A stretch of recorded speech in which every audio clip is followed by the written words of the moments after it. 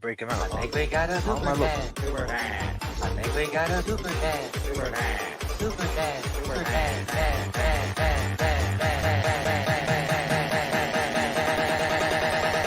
I think we got a super dad. How dare you? Brass, thank you so much. Haverhill is Essex County. Same DA handling Kelsey Fitzsimmons. Awesome. Thank you. Yeah, and I can hear you guys both quite clearly. You guys are good sound-wise. All right. All right, cool. All right, so let's play this clip. That show the moments leading up to that police encounter, as well as the encounter itself. The video reveals when Francis Gigliotti appears to fall to the ground outside a building where police say witnesses inside reported he smoked crack cocaine. From there, the 43-year-old is seen walking erratically, aimlessly in the streets. Surveillance cameras capture him walking in the street, into traffic, and at times vehicles braking to avoid him. We also see when police officers first talk with Gigliotti, trying to keep him on the sidewalk as an ambulance is called. But he takes off across the street, and eventually police grab him as he tries to enter a restaurant. And it's there that multiple officers are on top of him, and he becomes unresponsive and later dies at the hospital. Wow. I can assure you that a complete, impartial, and independent investigation will be done by my office, and that I am committed to transparency and providing the public with as much information as we can. The family's attorney in a statement says the compilation video only magnifies our concerns and confirms for us that police needed to do better in this situation. Francis was doing nothing criminal. He was a man in distress. Now, the DA's office says there's actually 90 minutes worth of video. Again, today's released video is 28 minutes worth, but the DA is vowing to release the full 90 at a later date. At this point, the 7 police officers who were involved in the incident remain on leave. Live in Haverhill, Sarah Con, GW, CVB News Center 5. Sarah. Okay, so that's troubling. But before we get into that, folks, we got the mighty Kevy Kev here, bro. Kev. God damn. God damn. I'll tell you though, real fast, they cut so much out in that clip, Clara. Like they cut out a lot of parts. Is the full video available? The entire Yeah. We actually have the full video. I don't know if Jake maybe when he comes back in he can send it to you. We have there are full videos actually. Because this is got massive George Floyd vibes here. Well, so when he came out of the house, I guess that was like the first part of the video, but then it shows him. I don't know if that. Don't listen to music. Kev, you got some music playing? No. He's outside, so he probably got some feedback. I hope Kev will be at Wilbur Nurse Deb. Okay. Yeah. Kev, man, you got a fan club, homie. God damn. Yeah, man. I appreciate it, man. You know? Hell yeah. Hold on a second. Let me see. Yeah, so Clara, like I was saying, that was like they cut that. That's mainstream media for you. They cut that real fast. They let you see. So if you wanna, sorry, James, if you wanna get into the meat of it, Clara, Google oh, I got it. Google press conference. I got it in Francis in a bunch of Gigliotti different... press conference. Yeah, and it's the whole press conference, and it shows the whole video of him walking. It's like a longer video, shows him walking all the way up to the pot when he gets put down. So the best search would be Francis Gigliotti press conference, and it shows everything. That's the best way to tell you. I've got an article from the Haverhill Gazette that was dropped today. Haverhill Gazette. Okay, Haverhill. Yeah. Worcester.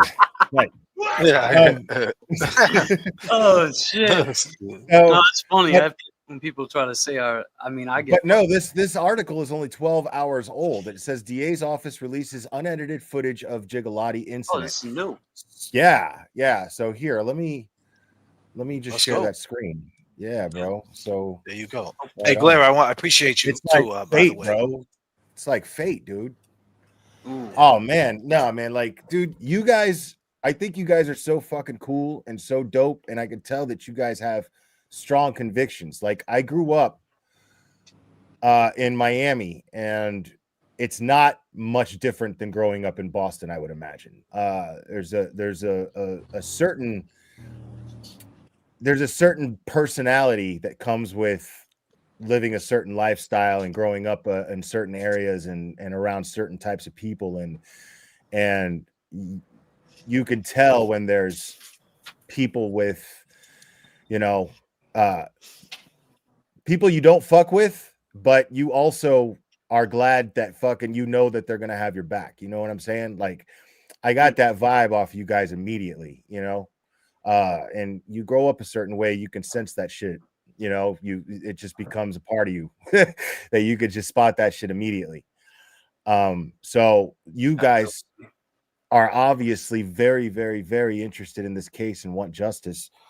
So I am very interested in hearing why.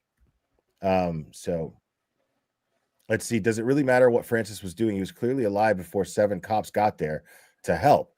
Right. But I could already see the controversy. I mean, obviously I haven't formed an opinion yet because I need much more information, but I could see that. Let me just take this real quick. I can see that there is the argument probably that he was intoxicated, but what was that leads me to the question: what was his official cause of death? I don't think it Thing. got released yet. Yeah, I the don't think medical examiner has not released an official cause of death yet. Not And yet. when did this happen? When did this take place? I think it happened like July. I would say like July 15th or 16th or something like that. This year. Around So that it just time, happened. like second Yeah, week of just July. happened. Yeah. Just happened. Yeah. Okay. Happened like July a month ago. 11th. Yeah, like around July 11th, like second week of July. I would say it happened around there, but he's already been service, funeral services and all that have already. That's what gets me. How do you come up He with? was in the freezer for a month. Yeah, but now they got a cause of death. He was in the yeah, because it took a month to put him in a funeral and all that. Right, because I mean he was obviously, I don't want to say he was under the influence of something, but he was obviously not behaving rationally, let's say. Yeah, Clearly. So yeah, no matter what though, I mean, when you see it, it doesn't matter if he smoked some weed or he could have smoked some weed, disclaimer that was laced, and for all we know, I mean, they're putting fentanyl in fucking everything. everything. Like Everything. Like I can't even do blow anymore, dude. Like if I wanted to, I'm too scared. Damn, Like it's so funny. Like I haven't done the shit in years, right? And then I think about it and I'm like, man, even if I got a hold of it, I don't even know what the fuck I'm too old to fucking play around like that. Yeah. Like Right. even if No, I you're just right wanted though. to have You're right. time, in I mean, Massachusetts. you're a Miami boy, so you had the best of the best out there. Oh yeah, you had the best. Sure did. Yeah. It gets worse quality and more worse quality and more expensive the further north you go. Until you get to New York, and then New York still gets good stuff, I would imagine. In Massachusetts, please forget there's a judicial system which is corrupt also, but they act as judge and executioner just en route. True, and police need to be trained to treat mental illness. Come on, Mass, we need. Thank you guys so much. Now I'm gonna don't think I'm being rude, guys, but I don't want to spend my whole stream reading super chats because it's rude to my guests. I'm really interested in hearing what they have to say. I will promise I will go over them towards the end of the stream. So please don't think I'm being rude if I'm not reading them out loud.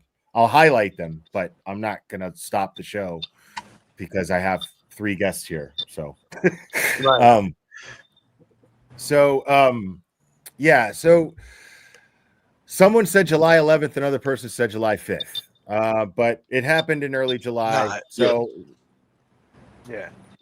and Second, I think a lot of since the official cause of death has not been released yet, I think that's going to have a lot to do with what answers here. But clearly there was excessive force. I mean, 7 cops, and then 1 minute he's okay, the next minute he's dead. And he's So screaming, "I can't breathe! I can't breathe! I can't so breathe!" he's just like George Floyd. Just like So George Floyd. The only That- difference wow. is he didn't have skin beef charges. Wow. So before I start this, tell me a little bit about him. Tell me a little bit about Francis. Was he married? Did he have kids? What did he do for a job? Did he have a record? Things like that. Is anything like that You want to talk, Jay? Because we spoke with the family. You want me to go on? You want to take turn? How yeah, you could take it. I just want to. Yeah, you could say it. I just want to say whatever's going on in Kev's outside. There's like crackling and noise. You guys hear it? Because he's on mute now. I don't hear it. It's nice and quiet. right? I'm just letting Kev, if he's moving something or whatever, something's moving, I'm just letting know there's some kickback on the headphones. But yeah, go ahead, James Jackson. You're a sound guy. Every person I know who does music and records, like, that's going to be their pet peeve. I'm saying I don't mind it so much, but yeah, Kevin, if you could do something about it. It's fine. No, I'm just letting. He's just letting him know. But that's, how you think he caught Higgins' ass in under? Right.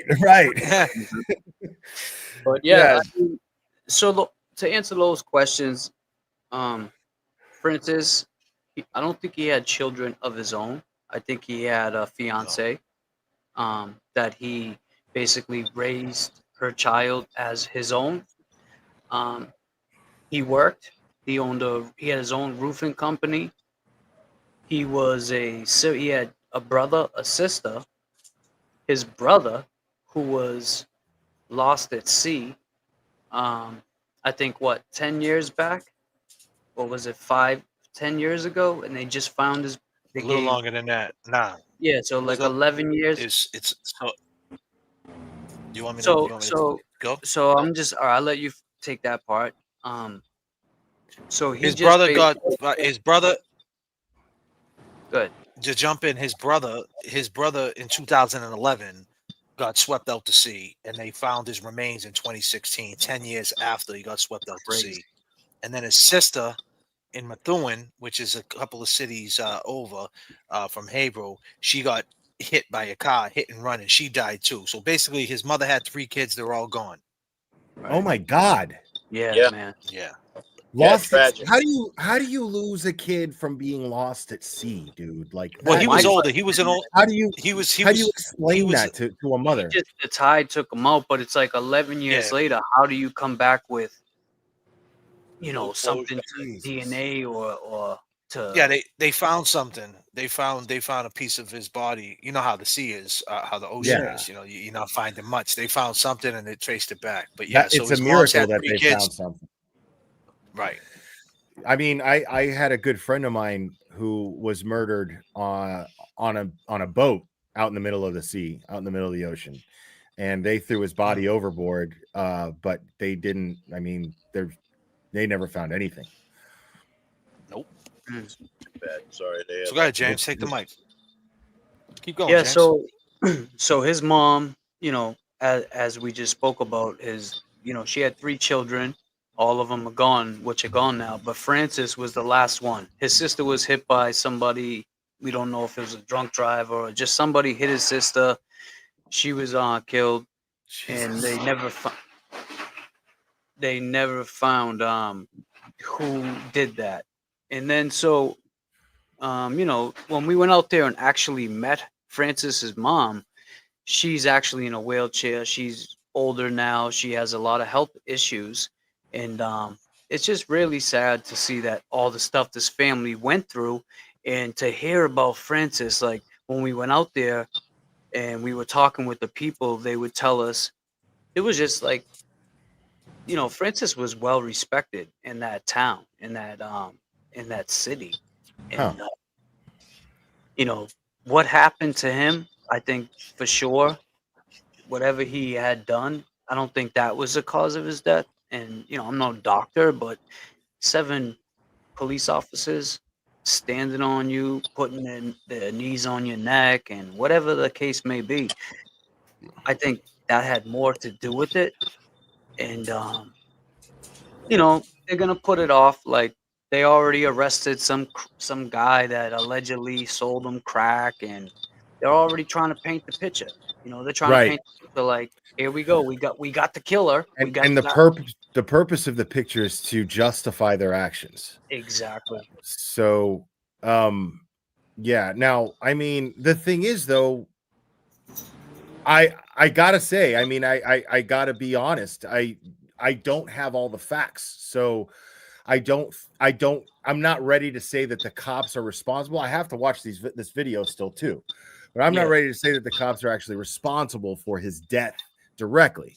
But clearly, I don't think you need either. You're not training these cops good enough, or this was, I mean, clearly excessive, because you don't need 7 cops to hold a guy down. I mean, how tall is he?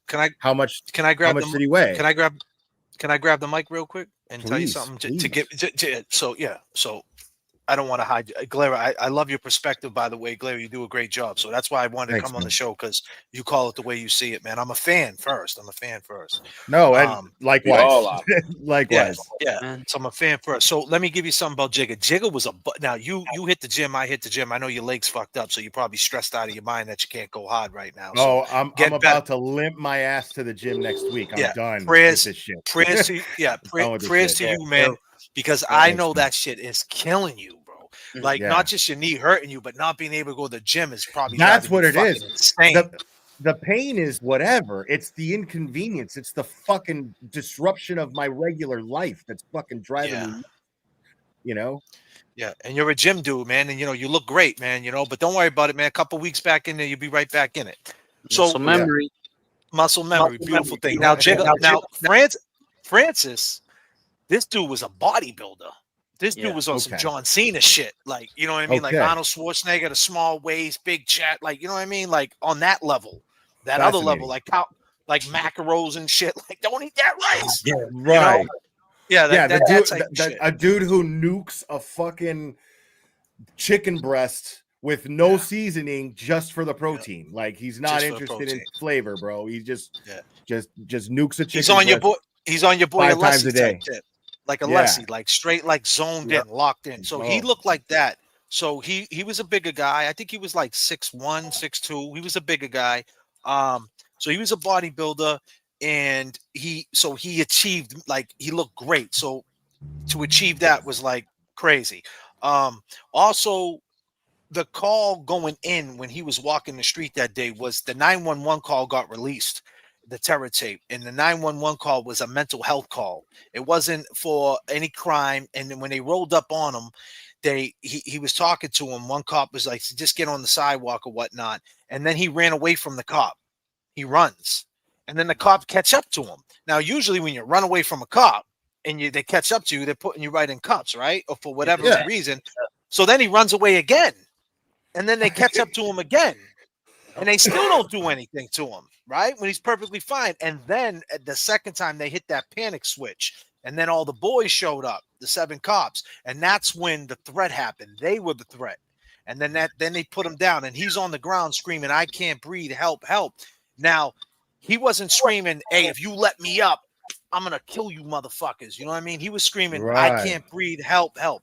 So the call, the 911 tape was a man in the street, walking along cars, just acting shady. It wasn't a call of violence or nothing like that. And just to put a bow on what I'm about to say, the DA in Essex County, he had said, they asked him a question in the press conference. They said, what do you see in that? He said, do you think the cops are responsible? I'm paraphrasing what they said, but they said something like that. And the DA said the video speaks for itself. So I don't know what that means. I don't know if the DA is going to go the different direction than a Buddy Morrissey over there in Norfolk County, but that's what's going on over there. I mean, if he isn't living in a fucking cave, then it would behoove him to do the opposite of whatever he's been seeing Morrissey do. So let's check out some of these videos. I don't know which order. That's a photograph right there, but I guess they're in order here. And there's no sound. Oh yeah, there is sound.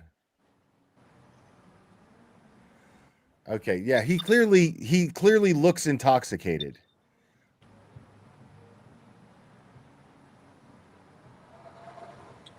And that looks like a handoff. I never seen this video. Oh, no, buddy, never seen that shit. That was a handoff.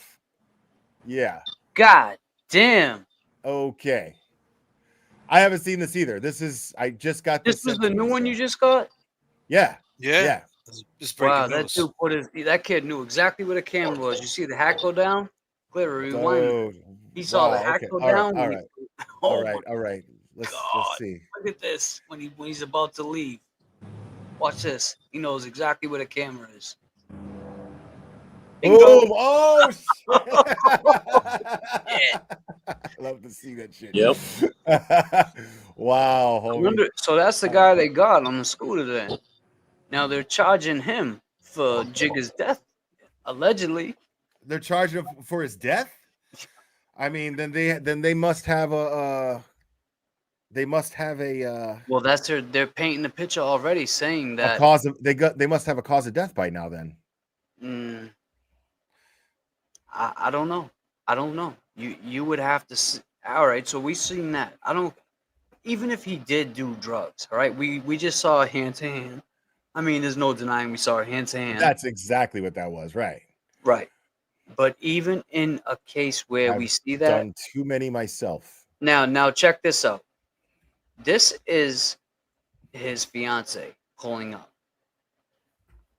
and everybody thought it was a stranger. Watch. No, he bugs out right here. Look, he bugs out, and watch when he opens the back of the hatch. Doesn't even look. He's done it before. You don't even. And look, he looks back there. He looks underneath the mat like he's scared of something, and he starts running. Look, he's just bugging out. Now he's like skitzed out. Everything's just mad skitzed out. Yeah, he's on that. He's on it, dude. He's on one for sure. He's on one for sure.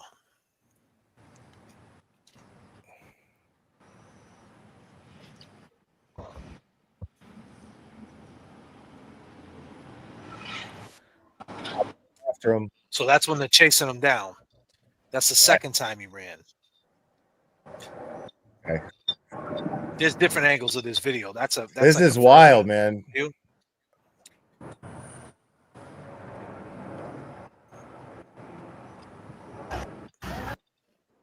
I have the parking, please. Let me hear that again. I have the parking, please. I have a what? Attorney? I have the parking, please. I have the parking, please. I have to park in peace. I have the parking, please. I don't know what he said right there. I don't know what he's saying either. I have a time. He said something like he said. Yeah, that's crazy. Anybody know what he just said? This is all new. I never seen this. This is new. I've never seen this video. This is all new. I've never seen that. Yeah, because we never seen the hands. Video 5, 3 officers. Well, they just released it. Attempt to keep Gigliotti from entering Bradford Seafood at 124 Winter Street. Gigliotti appears to be on the ground while pulling the restaurant's door. The officers grab onto his legs and try to drag him away from the entrance.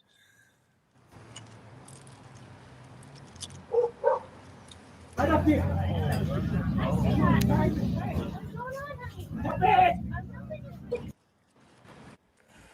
Wow, short video. Maybe he said So you're like on my short face. clips. You know what I'm saying, Randy? I mean, JFK. Maybe he said you're on my face. Okay, that's maybe. Yeah, maybe. I couldn't make that shit out. But then, so the cops in uniform, they're all allegedly trying to help him. But as soon as the detectives and the DTs, here we go. chicken legs. As soon as he shows up with his girl, his sidekick, shit just took a turn for the worse. You know these motherfuckers are probably dirty too, getting a piece of whatever fucking shit's getting slang in their jurisdiction.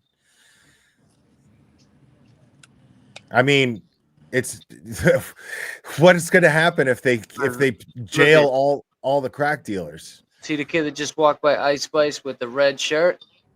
Yeah, bro. Like this fucking looks like. Watch, he starts filming and tells him, "Be easy with that man. He's got issues." They arrested him though after. The guy filming? Yeah. Gave him 2 shots. With the black eyes. Yeah. Yeah, the bucket hat. Watch the female cop. These videos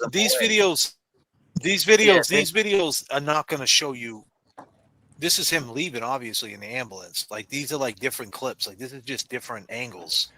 But the one, I have a video I could play right now for you. If you want me to share it on my screen, I could show you when he's on the ground screaming. Yeah, that one. And I could show you the black eye, and I could show you. Oh, here's some. But the one that I seen that was I never seen it. I never seen it hand to hand. No, that was new. That was new. So we knew he took the drugs. And what was the reason for you to tell me to leave the area earlier? Did you guys tase him and shoot him? This is new too. You were standing there for the whole thing. Did you guys tase him and shoot him though? No, right? So that's just going around for no reason, pretty much. That didn't happen. Pretty much he's having a hard time breathing, right? And you guys were just trying to detain him and get him down. For y'all safety too, right? I'm not. And what was the reason? I'm not the only one hyper focused on that detective's ass, am I? No. Like, yeah. Oh, come on. Before you tell me to leave the area earlier, did you guys tase him and shoot him? He knows he fucked up. He probably wasn't even supposed to be there.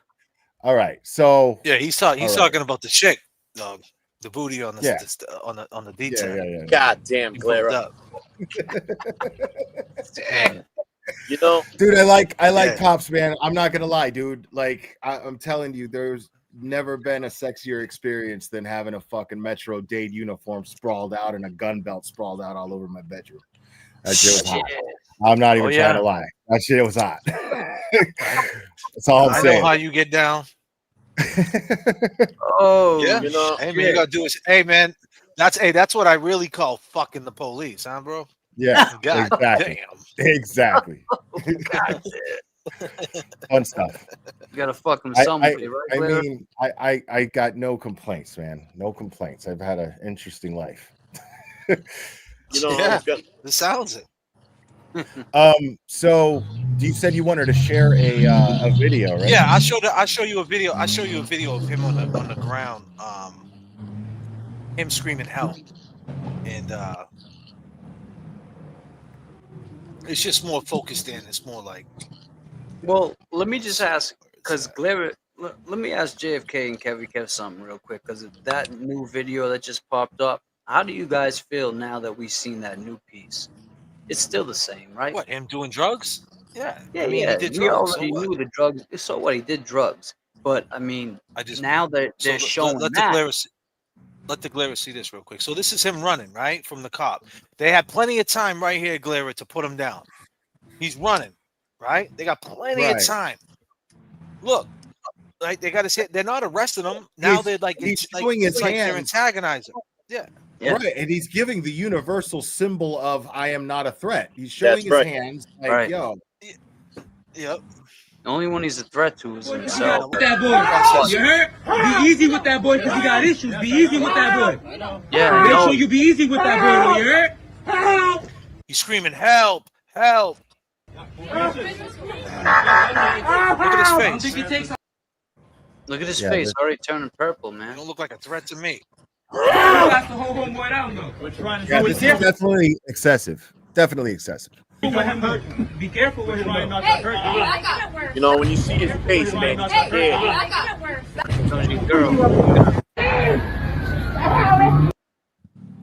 I can't breathe. Help!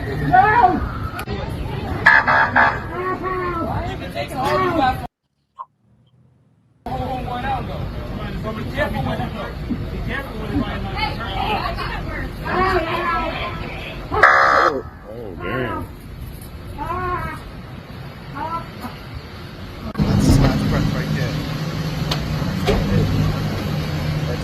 killed him right there.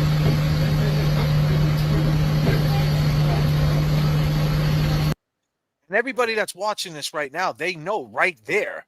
He's saying it. The kid's saying it. They killed him. He's purple. Like they already see it. So if they see it, what the cops see? Oh, he's dead. Oh man, he's dead.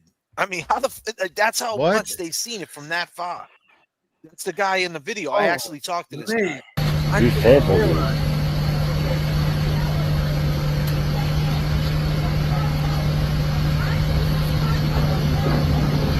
Yeah, this. You know what? Jonas? Get it back! That's his fiance now. That's his fiance. Penny on my 978 476. Oh my god. That shit is fucking hard to watch, bro. It is hard, man. It is hard. R.I.P. Francis Gigliotti. So I mean, we've seen like they framed it up where okay, we got the crack dealer, we got a witness, he got the crack, and you know what? We just happened to get him, and he overdosed while we were on top of him. That's how they're framing it up. And the tentacles that are attached to this case, ladies and gentlemen, right? And Glera also is that this is Essex County, the same county that got Kelsey, right? The cop who had the little baby. She was in postpartum. They came in the house. She supposedly pulled the gun on the cop, and they shot her in the chest. And now she's being held without bail. So as soon as she leaves Mass General Hospital, the same county, she's being held without bail in this same county, right? Francis Gigliotti gets killed by the cops a couple of towns over. But right down the street in Norfolk County, there's a guy named Mizzy Cass, a.k.a.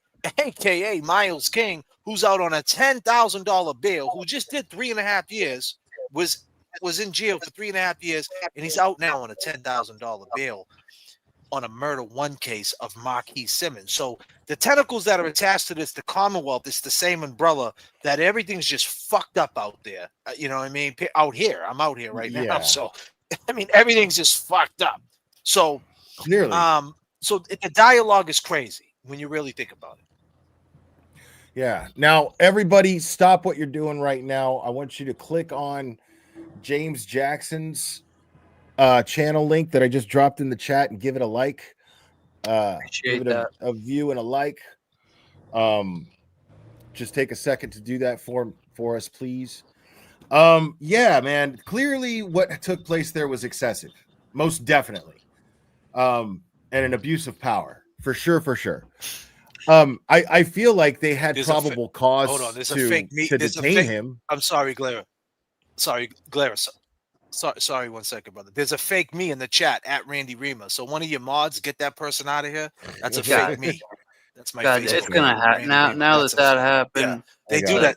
Yeah, they do. Yeah, they're just gonna keep going. They're gonna keep making fake accounts. It's all good. Yeah.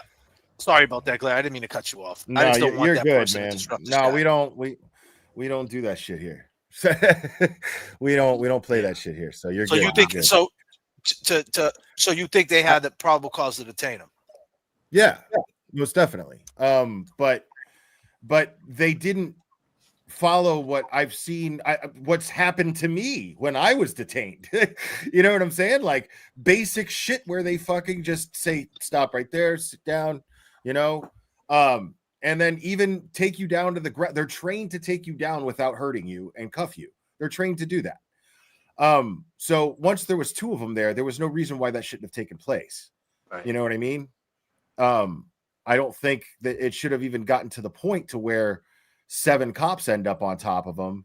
And, God knows what's happening to them. Who knows if somebody doesn't even realize with all that chaos. I mean, it's possible that someone didn't even realize that they were, cutting off his oxygen. You know what I mean? That's even possible. But the bottom line is that wouldn't have happened had they followed what I know to be basic procedure. Yeah, protocol. Right. I question all the time. Come on, man. All right, hold up. I'm sorry, Kev. Now we got a James Amaral. Please, I don't have a GoFundMe, guys. Just get that personnel, please. This is crazy, man. I'm sorry, Blair. I'm sorry that's happening. Oh, I got a wrench too. I forgot. I'm wrenched up. Oh yeah, Oh, you're wrenched up. I don't know if can I you got do him. that though. yeah, you can. Yeah, I'm hold wrenched up. on. Yeah, I can block. Oh, Did guys I came hide? in thinking we didn't have. Oh, please hide, donate no. to my GoFundMe. It's the last comment. Oh, I hid the wrong person, but I unhid I you. just got him. I timed his Sultry ass. breeze. My bad. No, it's James. Yeah, you seen it. He's even got the old picture. From I got him. I got him. He's done. Wow. Yeah, All right, it's all good. I got him. I got my eyes out. Go ahead, Galera. Go ahead, man. Take the show, man. I got him. I'll be watching the chat. I'll take care of him. Yeah, I mean, like, how fucking lame are you that you got to come in here and do that? Like, especially you with know, the topic we're talking about. You know, go fuck a hot cop. What are you doing here? Right? So like, yeah, I mean, clearly, I mean, now I don't know if somebody witnessed him do the hand-to-hand with the dealer, and until I'm convinced that actually happened, because I'm not cool with a camera being monitored wherever I go and them using that in court against me for buying drugs. You know what I'm saying? Like, there's something wrong there. I'll tell you right now, whoever sold him those drugs, he's beating that case because no face. I didn't see his face. Did you? Anyone? I didn't see his face, and I sure as fuck didn't even see drugs. He Oh. could have handed him a phone number. He knew where that You know camera what I'm saying? was. Yeah. If I'm his lawyer, I'm like, well, did you see that was drugs? Did you find Right. drugs on him? Right. You know what I'm saying? Like, Yep. But it just there it is again. Back to fake static selected now. Oh god. You know, what I wanted to chime in with this is, you know, Glare, you asked us, you know, why are we so interested and why are we, you know, so, you know, positive about this case? And you know, I think it takes back to where, like, you know, when you look at Giga and you look at and you hear his backstory and you know, you see the shape he was in and you know, he does have some form of dedication and he can definitely follow through with things, you know. Right. You know, he's got strong points in his life that show and reflect on him, you know, regardless to if it's drugs or mental health. I think we've all, you know, known someone or experienced or has seen, you know, those kind of actions and can understand and maybe draw a line with it, you know. Yeah. But No, I feel that, man. You know, and you guys, after meeting his family, I would imagine it just hits that much more personal to you after that. You know, I mean, like, meeting Karen Reed and her family made it all the more different for me. Right. You know what I mean? So I feel that. I absolutely feel that shit. And it's just heartbreaking that mother lost 3 of her kids. Like, I can't imagine the world without my son. You know, I can't imagine it. And to lose 3 is, I mean, that woman, she has at this point, I mean, I feel like she has just all like a stamp ticket to heaven already. She can do whatever the fuck she wants for the rest of her life, but she's got a ticket into heaven. That's for sure. She one of the things she said was, I feel like I have nothing left to show for my life. My 3 kids are gone.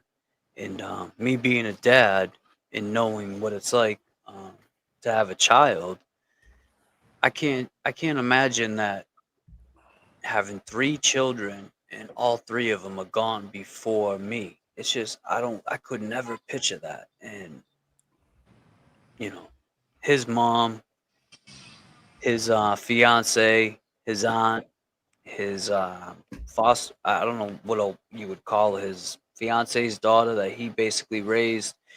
He just had a good support system. He had his own business. Like Kev said, he was very independent. He was very dedicated to the way he looked. I mean, so people fuck up here and there, you know, if that's what the case is. And We were talking about this earlier. They're putting poison and fentanyl in everything you do now. Right. You got to be careful. You can't fuck around no more. But I don't think that has anything to do with him passing. No. These were the chants heard on the streets of Haverhill Sunday afternoon. No justice, no peace. Family and friends of Francis Gigliotti marched from Gar Park to the Haverhill Police Department and then to City Hall, demanding answers into his death. And still, nobody has reached out to our family. Police say the 43-year-old man died Friday evening following a struggle with officers outside of the Bradford seafood restaurant. His family now calling for accountability. They should lose their jobs and be indicted for murder. This widely distributed video, captured by witnesses on the scene and shared by his family, shows multiple police officers holding the man down as he yelled for help. When I got there, and there was 7 or 8 cops on top of him, and he's yelling, "Help me, I can't breathe." It was a moment Michelle Rooney, Francis's fiance, tells WBZ she'll never forget. It's something that will be etched in my brain forever. Police say he became unresponsive as they were trying to restrain him for the public's safety.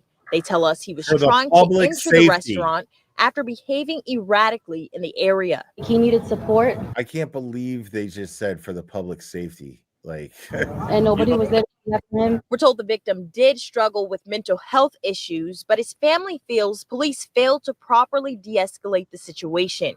Clearly, you can see they had no crisis intervention team whatsoever that was coming. So while police continue to investigate what happened, we are his voice.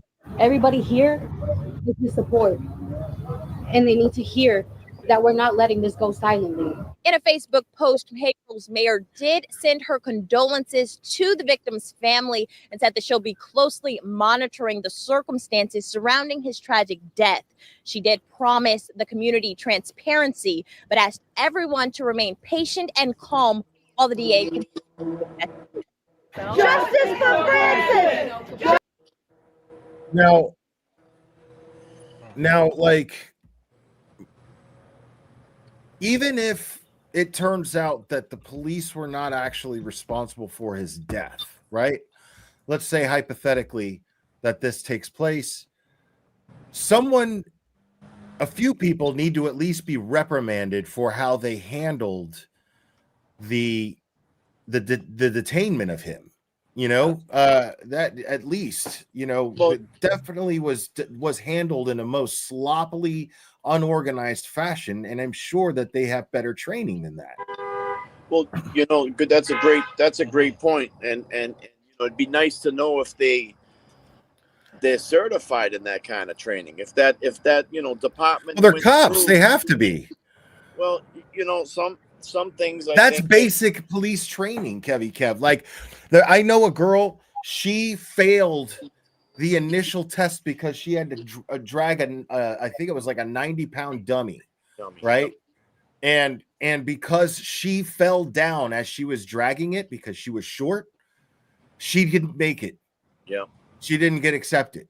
Yep. So, like, that's how strict they are. You know what I'm saying? So obviously there are protocols when it comes to detaining someone, because that's probably the most important part of the job. You know what I mean? If you're going to arrest somebody, you got to be fit, be able to chase after them, and you have to be able to take them down. And the thing is, the unspoken rule in every single organization is don't get me fucking sued. So they're trained to do things so they can't get litigated. They're trained to de-escalate situations and to to detain somebody with force, but with just enough force to where they're not hurting them and it's not excessive. And and there's ways to do that. Like, there's judo moves to do that. They could have rolled him on his side. He's screaming for help. They could have just rolled him onto his side. As simple as that. And you're right. But then the question remains too, right? Like you said in the beginning, did he have priors? And I know from experience of my past when I had dealt with police officers and got away with something and got away with something and got away with something. And then finally they get that chance. I got you now, mother, you know, and they take it however they take it. And that's what they did. I feel like they took this situation and they didn't de-escalate it. They didn't make sure his mental health was okay. When he was screaming, "I can't breathe," they didn't let up on him. They were pushing down harder, and some cops may hold that ego, like I'll get you one day, I'll get you one day. And the guy that we all were talking about was. Let me just say this.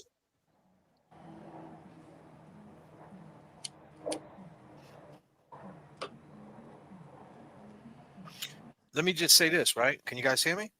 Yeah.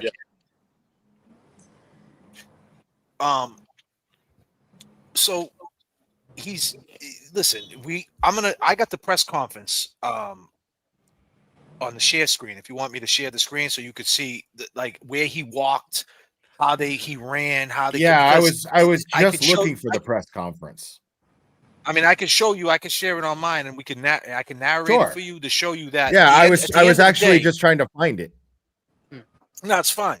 At the end of the day, what it comes down to is that what was he being arrested for? He was being detained, obviously, some mental health shit. And like you said, as soon as the crew showed up, it's as simple as this: the crew showed up, and it went south, and they sat on his neck, and whether or not he was going to overdose that night or not, you know, whatever he had in the system and, you know, made it happen faster. I don't know. Cause I had spoke to someone that's on the law enforcement side, and they said when they put the knee on your back, it's the same thing like with a squat rack, right? You put it between the trap. You know what I'm talking about.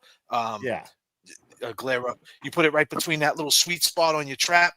Like that's where they're supposed to put the knee. Now, if they had it on his neck, like a certain part of the neck, like you said, right, a certain part of the neck, it cuts the circulation off, and then whatever else he had in his system made it worse, right?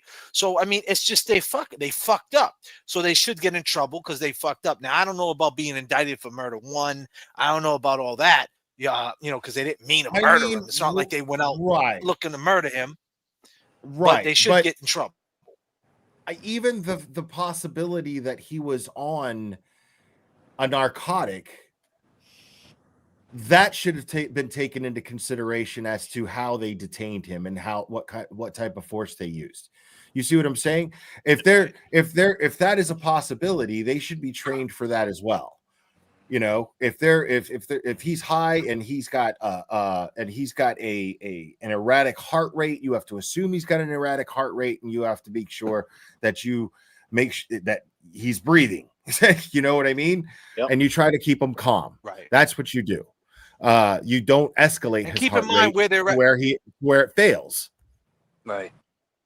Keep in mind where they're at. They're downtown Haverhill. They're in an area where this happens all the time. So like you said, back on train, and they see people who are high, they know who he is. They 100% they know this dude, and they know it. And obviously if he's on a run, like so to speak, if he's like active in addiction again, they probably seen him part of the furniture out there running amok. So they know, like you said, they know. And they fucked up. Period. Point blank. End of the story.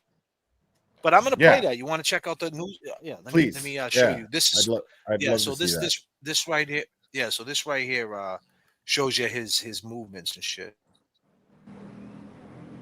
You know, and here's another town, Clara, that they don't have body worn cameras. So yeah, no body cams. To me, that's just shady. In this day and age, that's just shady in this day and age. Like there's no reason. DPs.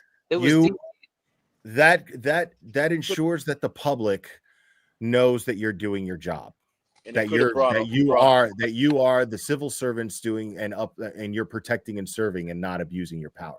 That is a right. Them wearing body cams is our right, I believe. We have a right to supervise our civil servants.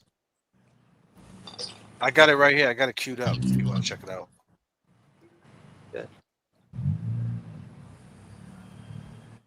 You just got to bring it up on the screen, Clara. I don't have it. Hold on. Let me get rid of that. There we go. Should say, yeah. So let me do this. It's acting up with the buffer. There we go. All right, buddy. Let's work. Gotta love the buffering. Gotta love it. The buffer zone. Some of the video has been already put out on various social media platforms. Some of it will be seen publicly for the first time right now.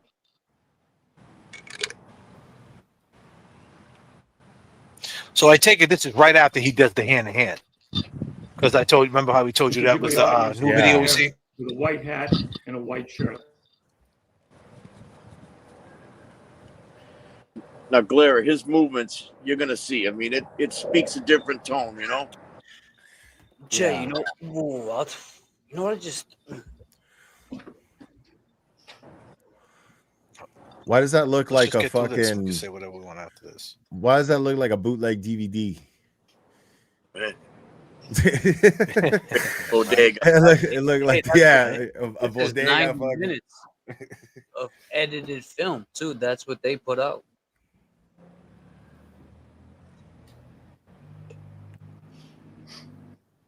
Let me speed this up a little bit.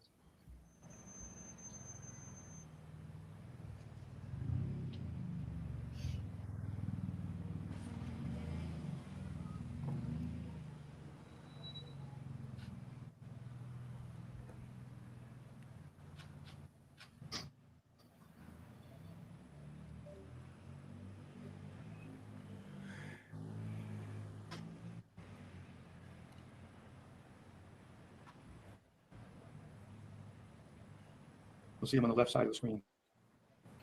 So when you see him on the left side of the screen right here, right? I want you to pay attention. A cop starts driving towards him, right? Glera. So what happens is they're painting the picture. Now keep in mind the police report that came out, they said that he banged his head off a car on purpose and that he bashed his head off the cement on purpose, like as if he was like in a rage. Wow. That was the initial reports. I don't know. That was the initial reports. I don't know how where they stand with that right now. But in this video, allegedly somebody saw him acting crazy and called the cops. Right. Right. But what happens is the real thing, I'm going to tell you what really happened. Now, the cop's driving towards him. I'm going to hit the play button. Now, the cop's coming at him. And he ducked in like between like a building, right? And then he tries to go between the two cars and he slips and he bashes his head off the car. And there's two different angles of it. So check it out. So pay attention to the cop that's coming up the street. So there goes the cop right there, right? And Gigliotti on the left. You just seen him pop out, right? And there's going to be another angle of this in a second, right? So now he's going to come running out between the cars, right? Right after the cop drove by. He just come out of the building. He said he just came out the building. So as if they're painting the picture that he came out the building and that's where he might have did the drugs. But in fact, he already was on the drugs and he was basically scared of the police. And his wife, who we spoke to, told us that the whole day she was saying the police were going to kill him. Yeah, he called her prior to this even happening. What? So he was scared of the police. Yeah. This is factual shit. That's so wild. Yeah. So now he comes running out. You see, he picked up his hat. Now look, he's bugging out. You see think someone's going to get him? Look at him. Yeah, he's trying to get away from him. Watch him. Look at him. Watch him bugging out. Look. Yeah, see, he's running from everything. Well, crack is the kind of drug that you have to keep doing it. You know, like the high only lasts so long until the fiend comes. Yep. You know what I mean? And then you Jones real quick. Yeah. So he was most likely hitting that pipe where he was ducked out in the building, and that's why he was bugging out. You see the two SUVs right there. Now look right in the middle, right here. The two SUVs, these two trucks right here. He's gonna come running out this building. No, I don't think he did anything right there. He ducked in to duck the cop. Now he comes running out. He slips and he bangs his head off the car and he runs across the street. Watch, and you'll hear the bang too. Watch. Yeah. What? Watch this. See, he fell right there. Watch, and now he's gonna fall down. Boop! He just fell. Wow. Yeah, I heard it. And then he runs across, picks up his hat, and now he's running. Now he's all skitzed out. Jesus, bro.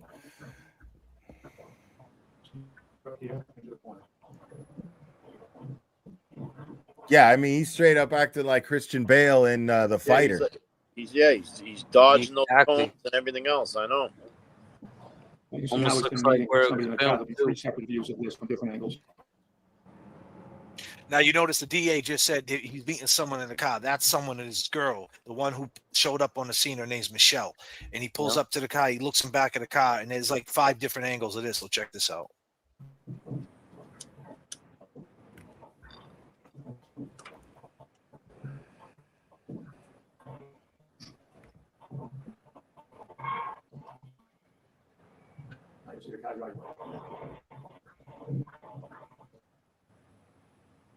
It's a different view of that same shot.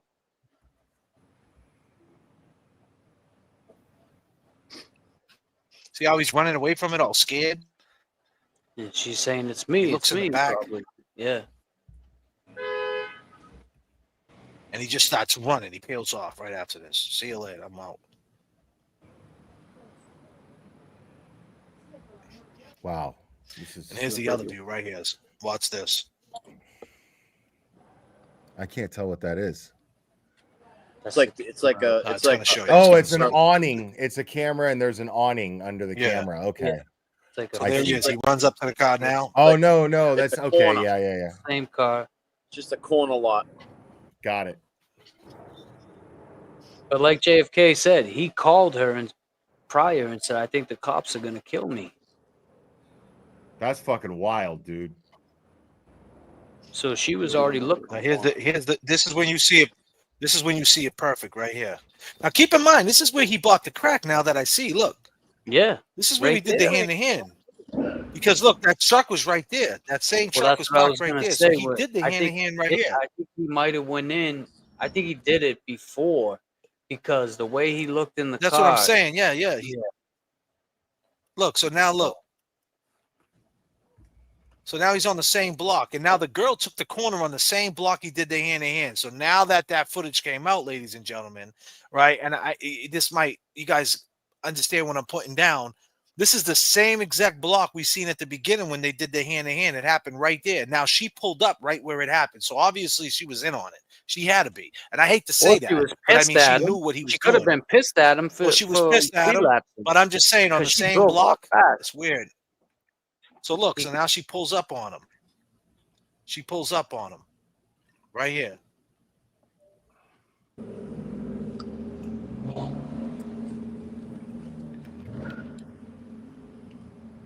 And he looks in the car, Glare, right? And like he's running from it. See how scared he is of it? Now look at how crazy this is. He looks in the back.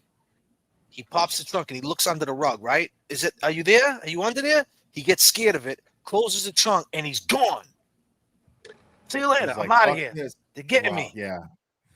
Yeah, you need to like chill out, Now- bro. You need to like I wish I could talk to him and just be like, bro, you need to just like go home, man, and chill the fuck out, dude.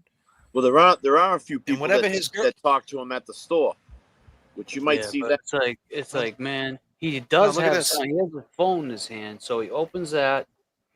He's not putting Gets scared, nothing he gone. in there. And keep in mind, it was like 95 degrees that day too in Mass. It was a hot ass day. now- and he's pretty, and he's dressed with long sleeves. Now look at him right here, Glera. Some of the video will have audio portions. He's depending on the looking source. up. He's looking at Now a this camera. is him at. Now watch this. Now watch this. Oh, This is when it gets crazy. Watch this. He's scared of everything. Everything that passes by, he's scared of. Jesus, dude. Now he comes in the store. Like You don't do nothing to nobody. I've had like it's crazy because I've had friends bugging out like this where I have to like talk them down and be like, "Yo, homie, dude, you got to chill the fuck out, dude. You like, Right.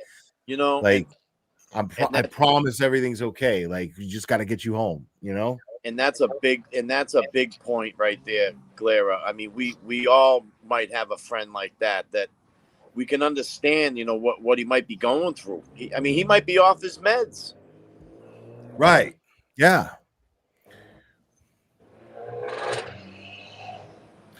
I mean, dude, But he like doesn't do nothing. He's not violent no more. Now he runs out again. Now look at this right here, Glera. he's How more these people scared of show up. everyone. And I think his friend does say something to him right here, like, "Yo, you all right? Like, what are you doing? Or like, what's happening?" Now look, he's closing the Yeah. door. Look, he gives him that, pulls him into him. Look, and he's Oh, scared of the you truck. He's good, telling his bro? friend, "Come on, they're gonna get us." Watch, he don't even want to let go He's of pulling his his friend. friend. Like, Yo. Now look at this part right here. He almost gets nailed by a truck. Watch this. Watch how close he almost gets nailed by this truck. Yeah, He's give pulling it his the friend right bag, there. trying to talk him off the ledge, and he ain't hearing it, man. Yeah, watch this. Right. Yeah. Watch this right here. Like, I mean, he's walking away like, yo, I tried. Is You that know what I his mean? girlfriend? Like, like I've been there too, where I'm like, yo, I mean, this dude ain't hearing the it. dude You know on what the I mean? scooter? He's not. Is that the dude on the scooter No. right there? No. Yeah, don't worry about the dude on the scooter right now. So now he's in the street and a girl's walking. A lot of people saying that he scared the girl. I don't think he scared the girl. I think the girl was crossing the street and it just looks that way. She might have got a little freaked out, but it wasn't. It was just the timing. The girl's walking down the street. I mean, Not watch not this. he Watch didn't this. scare her. He didn't scare her in the sense Here that comes- that he was malicious. He scared her in the sense that he was acting weird and it freaked her out. Right. Yeah, right. So look, she runs across the street, right? Now look, see him in the street. Now watch this. This truck's about to take the corner. I'm talking about inches. Watch this. Oh, God damn! He almost got smashed. Look at how close that shit was. Let me bring that back. Look at that shit. You'll see the truck swerve. Yeah, the truck almost. So he runs out right here. Look at this. And the truck goes right. What the? Let it play through. You'll see the truck come to a stop. Now the truck pulls over because the guy's like, oh my God, we almost killed that dude. Like, what the? You know what I mean? Had to take a breather. Now this is when it goes down. So this is when it all goes down. I mean, yo, like, está mal. Yeah.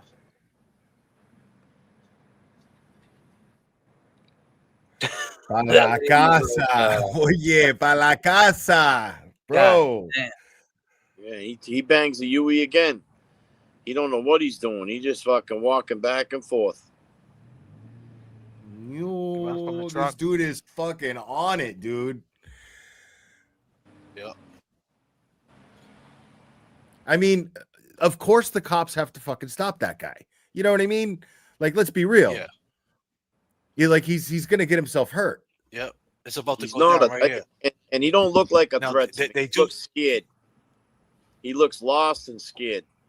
Right. He's definitely not a threat. He's just but He's he just needs to be scared, like, you need to sit his ass down the and be glare is- like, hey, yeah, he needs to be. do you know where you Yeah. are? Do you know what your name is? Do you know what year it is? Blah, blah, blah, that kind of shit. Whatever the Right. fuck they ask you in that situation. And exactly, it's about to go down right now. Everything you just, I mean, that's you're on point, and that's what happens. But this is where it gets out of hand, and you're about to see it. If you're looking for a business the ad, okay. loan, Sorry, an God, I was SBA loan just is one of thinking I your need a best options. SBA Why is loan. that? Just You're looking for SBA. All right, so here he is. He's in the street now. The cop sees him. This is when he takes the corner. The cop comes right around the corner. I mean, people Here we from go. their cars. Exactly what you people, said. Here we go. People from Here he their is. cars. This is when it call all the goes cops. down. Yep. He Now look, leans the into cop's just cop talking to him car, right here. says something. Cop says, "Get back on the sidewalk." You know how that goes. Once you get on the Yeah. sidewalk, let's talk Do you over have- here. Do you have some ID? Yeah. He could have been like, "Hey, what's going on, Francis? What's going on today? What's happening?" You Yeah, know he what? could have known exactly. He could have known him. He could have known him, you know. And I think this cop did. He knew his background. See how he pointed to and the he knew his sidewalk? Told him to situation. Yeah, like Because that's the same cop that. Now look, see how he acknowledges jumped that, his yeah, shit? right there, he should have put him on the hood of the car and fucking cuffed Right. him. Right there. But look at him. He's Right got there, his arm. right He's there. grabbing It gets his better. arm. Watch it. Look at, he's holding him. Don't go on You the street. fucking throw him to the fucking hood. Now of the here car, comes you his cuff- friend. You cuff him and then you say, "Hey, calm down. You're not in trouble, but you're acting a little weird, and we just want to get to the bottom of it. Make and sure he- you're and okay." The cop That's what could you be, do. The cop could be saying, "Hey, sit." Glary, like you sit you down. had a lot of. Let- Hold on a minute, Glary. You had a lot of pillow talk with that Dade County chick, huh? Because you know the rules.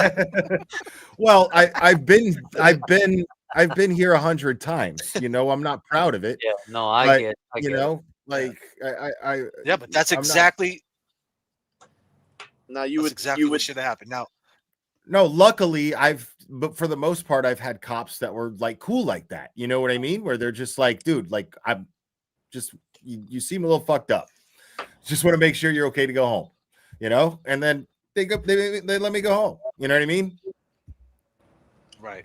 Check But it out. that's my wild days back in the day. Yeah, hell yeah. Many moons ago. many So moons now ago, here we yeah. go. Now she's talking to him. He's talking to him, right? Like you said, they could sit him down. They could get him some water. Everything like you said. To talk to him. He's got his hand on him. Now she put the gloves on like he's getting lugged, and he's got his hand. He's holding his arm. Do you have Bob's holding do you his have arm. anything? Do you have anything sharp on you that's gonna stick me? He's like, nah, I got my cell watch phone. this. That's all I got. Now watch this though.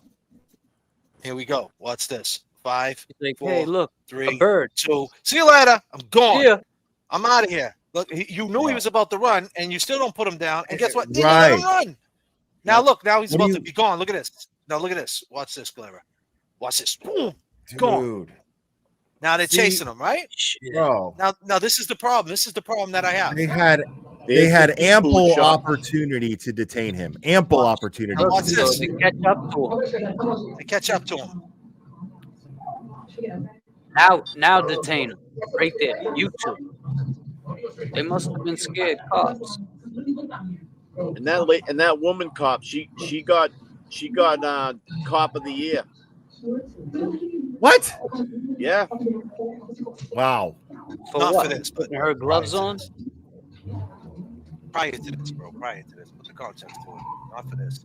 So look, now the cop got him right there. He's right there. Got his hands up. Right, chill out. What are you doing? Now why he's you still got running? him, right? And then he runs again.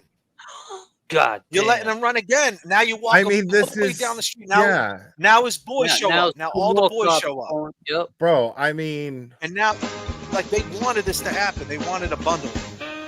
Now the other thing, Clara, we you know what I we mean? said- Like, it's crazy that's what it's like. What the fuck? Yeah, it's like, there Look at comes this the shit. goon squad. But in all What are reality, these fools doing? look at him. He's Now trying watch to, this. This is the part right here. This is a different angle right here. So he's trying to run in there. This place is big inside. It's not small, like it's a little bit spacious. He could have wanted AC. Like I said, it's 95 degrees. He might have knew somebody in there. He just wanted to go in there. At that point, you didn't arrest him 3 times when he ran from you. He's probably like, all right, man, I had enough. Get away from me. You know what I mean? look at this but younger is what really generation all happened. with their phones out, though. This shit, that pisses me off more than anything. I get it. They want to record, go viral, like Too Tall said. Go viral of throwing some water on one of them or something. Man. All right, so here's the other angle you're about to see in 2 seconds. They all come running up. Watch them come. They pop out like roaches. These cops. Boom. More of them. Jesus, dude. Detectives come. Man, that detective in the tan shorts, man, he just jumps right on top of all these cops. He holds them you go, down. bam. Here he goes. There he is. Dives right on. Girl's pants are still unbuttoned, whatever they were doing. God damn. And here comes the dude with the camera. Leave that boy alone. That boy got issues, he says. Leave that boy alone. That boy got issues. Someone's telling me that Francis's cousin is in the chat right now. Who, Becca? Now look at this. I want you to look at this. I want you to look at this right here. Now he's making his way. Yeah, Becca's in the chat probably. Becca, what up if that's you? What Is up, Becca? Becca? In here? Yeah, we took Let me Becca. see. was I'll on the look. show. Go ahead, Jay. You should. Nice to meet you, Becca. So this is the. Is that you? This is the. Yes. This is the angle of. This is the angle inside Bradford Seafood. So now he's telling the cop. Hold to on. get Let off. me The grab. cop Let me goes- grab another Let me grab another monster before you play it. Go ahead. Go ahead, brother. The fuck, Becca. Here we go. Becca, if you have any information on this weekend standouts, anything you want us to announce, just type it in the chat and that'll get posted up. Told you we got your back. He ain't going nowhere. JFK. Shout out, real quick. I'm sorry, Kev. Shout out to Dennis Sweeney. I heard you was at the last standout, and hopefully we see you this weekend. Yeah, shout out to Dennis Sweeney for What I was sure. saying earlier, JFK, about when I said the scooter at the store, on the far right side there was somebody on a I seen him. It looked like the same dude that did the handoff. He was on a black stand up, like, yeah, probably was. I mean, which I never seen probably the was him. handoff. No, we never saw the handoff. So I would never look for that stand-up scooter like that. You know what I mean? But I did this time when we just watched that video. That's what I was trying to. We never picked that dude out on the stand-up. It happened right around. We'll have to circle back. Yep. So this is inside Bradford Seafood. The same cop who initially rolled up on him the first time, he goes in his pocket, and that's when he couldn't take no more, and he decided to bundle him. So he's running in there. The cop goes in his pocket right here. See? He reached in his pocket. He did. Francis is like, "Get off me! What are you grabbing my phone for?" Yeah, he's trying. Right, and that's it. It's over right there. He grabs his phone. He's trying to get in there, and that's it. This is. He's just trying to get in.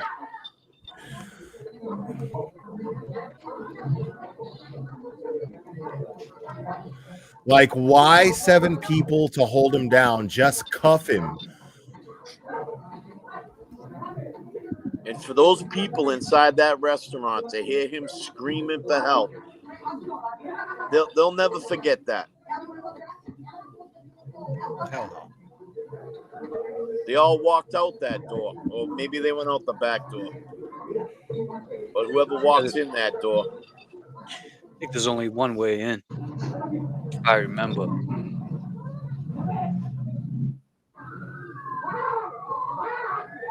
Hell.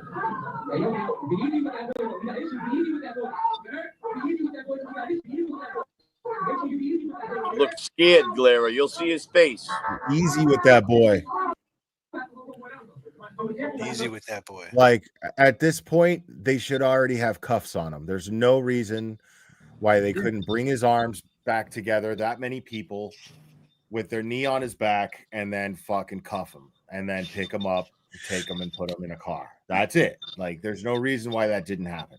They could have rolled him to the side, man. You know. Before we go any further and you make your assessment of what you've seen, right? I'm going to screen share Becca, the chick Michelle, what she's seen. The aunt, we talked to the family. You want to play the family's video and see what the family got to say? Because we actually went out to Haverhill and talked to the family. If you want to see their personalities, or whatever you want to do, Glarus. You want to check it out?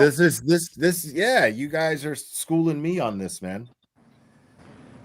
Share whatever you want. All right, I just don't, if you had something else in mind. Yeah, I just want to show you the family side of him.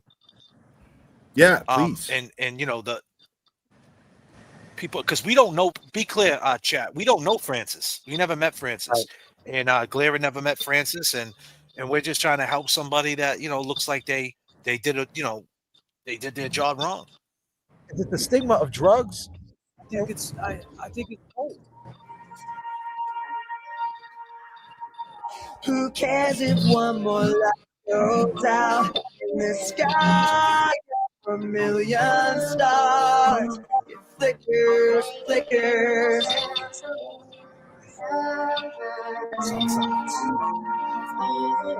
It's easier said than done. They're pumping them. We're here with the aunt of Francis Gigliotti. What's up with the April police out here? What's your view on them? What do you think should happen to them? I think the ones that did it to my nephew, they should be gone. Me and my sister think that they should not be working on the force. They shouldn't work with somebody that is in that, it could happen to anybody, and now, I don't know, the Haverhill police are just, they're bullies. Have you heard anything from them? Nope, we never even heard anything. Now, what's going on with Francis's services? We're working on that right now, so finally got him back, and hopefully it'll be up. We'll find out this week exactly when it is.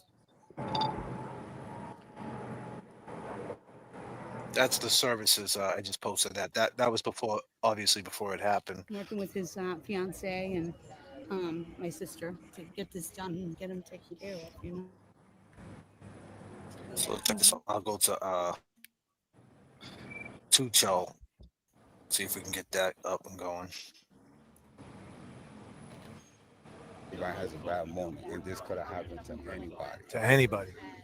And you're from Haverhill. What can you tell us about the Haverhill police out here? What would be your description and unbiased opinion? There's good cops, there's bad cops, but based on experience, what do you think should happen to the police officers in this case? Well, I think first of all, that should happen to anybody else. They should be in jail. They should be locked up. They shouldn't be getting paid at home right now. You know what I mean? And I'm a taxpayer. I pay taxes, so my taxes shouldn't be still paying for the paycheck to sit home doing nothing, facing a murder charge. Yeah, there's some good cops and there's some bad cops, but right now we got 7 bad cops that we gotta get rid of. They could have just stood him up, man. He could have yelled, "Stand up, yell for help all you want." Stood him up, breathing and everything. But we got 7 bad cops. What's the temperature like out here? You're out here every day. You're on the side of Francis. What's the temperature with the police? Meaning, how have they been acting? Have they been harassing? They've been supportive? What has it been like? They've been harassing, a lot of harassing. To keep it 100, I'm gonna keep it 1,000. They've been harassing. They want to stop it. They want to keep people intimidated around here because for so many years they've been getting away with breaking the law. The cops have, because the internal affairs they're corrupt themselves. This Haverhill PD is corrupt, and they harassed everybody. They don't want people. The little girl. That's why everybody got chalked today. Because I love this guy's shirt. Yeah. Whatever. Whatever. Garfield. Too tall. He was a good guy, man. He seems like a cool guy, man. Let me say this. This is a little personal. When you found out GIGA passed, how did it hit you, man? I was hard. I was in the White Mountains with my family, and I seen that video. I left my family in the White Mountains, and I drove 2 hours down here just to take a picture and leave a candle over there, because I seen that the cops didn't even put a yellow tape up, or they left the rug that the man died on still out there. They're not doing no investigation, no nothing. So when I seen that, I just had to come down here. It still gives me chills to this day. I can't even see that video like that, to be honest, because all I hear is the help. I understand everybody want to take out their phones, but man, throw cold water on the cops, do something, you know what I mean? I agree. Just stop taking out phones, bro. I know you guys talking about where everybody want to go viral, but go viral for throwing water on the cops, for breaking it up, you know what I'm saying? I agree. It's also I didn't these even know he said neighborhoods that they just feel like, almost like let them handle each other, let them kill each other off. Like, who gives a shit? This was a man that just had a mental issue. He was no threat. He didn't hurt nobody. He wasn't charged with killing no police officers. And the 911 call that they played was a guy that was going in and out of traffic, not that he hit nobody. And we seen 25 minutes of the tape. Yeah. Him just walking around being scared. That's all it looked like. And from what I was told, and I think you were told too, Francis was approached by the first officer, and he was trying to help him. The first officer showed up. He really wanted to help Francis, get him in the car and get him the help he needed, bring him to the hospital. But then his buddy showed up. And they became the threat. They became the threat. Pretty easy. It's pretty simple. I mean, it's basic. 7-on-1. Come on. Tell him again, James. 7-on-1. Basic. Basic. Every city has its own little reputation, and unfortunately, April has one. It's connected. It's not too far from Lawrence. It's Essex County, and there's addiction out here. There's addiction everywhere. Everywhere. Some places are more blatant than others. You see it more, and this is one of them cities that you see it if you open your eyes. But that doesn't mean Francis Gigliotti, even if that was the case. If that was the case, he did drugs. He wasn't a threat. No, it doesn't mean you kill him. 7. We're live, Haverhill, Massachusetts. Who do we have here today? My name is Becca, and Francis is my cousin. He's your cousin. Wow. First off the bat, I just want to say I'm sorry for your loss. It's horrible, horrible what's going on. If you had one word or a couple of words to describe Francis, what would it be? The most important one is that he's loyal to everyone that he knew and met and loved. Lovable. He was loved by everyone and loved everybody in return. He had an energy that's not matched. It's unmatched. Really. He was the oldest cousin in my family, and he gave everybody the nickname Cuzzo. We're all Cuzzo. We're all his little Cuzzos. He's our big Cuzzo. So he was literally the best. R.I.P. Francis for sure. Jigga. Let me ask you this: how was he moving out here before he passed? Meaning, what was he doing? What was his spirits like? From what I see, it seems that he was getting his life together and starting a business with his friend and living life out here. Hardworking man. That's another thing that he is a very hardworking man. And, supporting his family, his fiance, his stepdaughter, his mother, the people that need him out here. Now, he was a bodybuilder, right? Too. I mean, he looked like $1 million. This guy, right? Look at this What dude, can you say about that? You see him train, or throughout your life? Oh yeah, he's always been like that throughout my entire life. Push-ups. When I was little, he used to have me sit on his back while he did push-ups and stuff. And that's awesome. Random things on the street, he'll do chin-ups and stuff. Always been like that. Always been physically fit. I can't do push-ups awesome, around Definitely Clubber. He jumps on my back. To segue off that, you seen the videos that came out, horrible videos. What did you see when you seen them videos? This is my first time actually speaking on it, on camera, and it's overwhelming. It's a lot. I saw my cousin beg for his life until his last breath. I literally heard his last breath. We all did. We all did, and we heard the last words. Yeah, awful. There's nothing that I wish I could do more than to just jump through the screen and help him, because no one deserves to die like that. I don't care who you are. No one deserves to be like that. Nah, it's okay. Who do we have here today? My name is Michelle Rooney. I'm Francis Gigliotti's fiance. Wow. First off the bat, I want to say sorry for your loss. Thank you. Horrible situation. Absolutely disgusting. Yeah, absolutely. I'm just so I'm still in shock. It's been 3 weeks and a day, and I just like I said, I'm beside myself. We want justice for Francis. We're not getting anywhere right now. We're not getting any police reports. We're not getting any answers about anything. And these police need to take that's weird for what they did. Absolutely. Let me ask you this: how was Francis moving out here? Meaning, what was his spirits like prior to his passing? He was born and raised in Haverhill, and he just loved it. He knew a lot of people. A lot of people knew him. Everyone loved him, no matter where he went. He was always quick to help somebody out if they needed it. If somebody was moving and he was walking by their house, he would say, "Hey, do you need any help? I'll help you." He would help out the homeless. He's a very giving, caring person, and he would do anything for friends, family. He was just an all-around good guy. I mean, he was one of a kind. All right, I was just talking to Becca. He impeccable shape at one time. What can you speak to that? He's dedicated, huh? Oh my God, yeah, absolutely. I mean, he was very dedicated to working out and keeping in shape and eating right and taking his vitamins. And yeah, he took pride in his appearance. Always, dressed to the T. He looked great that day too. He did, yeah, he did. He was just he was the greatest. He really was. And I miss him tremendously. And it's so hard. It's very hard just trying to make it through the days without him. It's hard. So you were there that day. Let me ask you this. What did you see exactly? When they had the street blocked off. So I pulled aside and I ran up the hill with no shoes on. By the time I got up to him, I heard him screaming, "Help, help."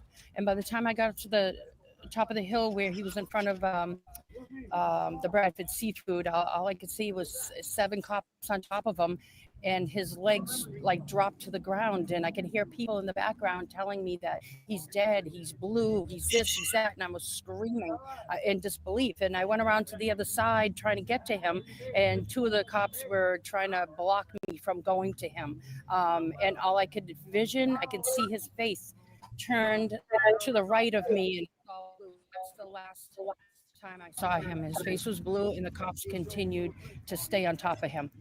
Now, when they cleared the scene, did you still stick around after that? When what happened is I went to the hospital, and again they tried to keep me from seeing him. I went into the room and I grabbed him by the hand, and and I rubbed his head and I was like, please come back to me, please come back to me. And he was already gone because he was already dead in front of Bradford Seafood. And that's what took the ambulance so long to bring him to the hospital. It was a 20-minute ride. And 20 minutes? 20 minutes, because they went the long way. And I was already there with my daughter waiting for him to come in. And they didn't even want me going in the room. And I wasn't going to let anybody stop me from going to him and just holding him and just one last time.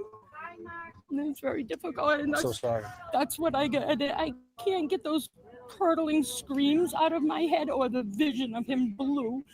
And I think about it all the time, and the videos just keep resurfacing like every 2 seconds. Thank you for doing this. Yeah.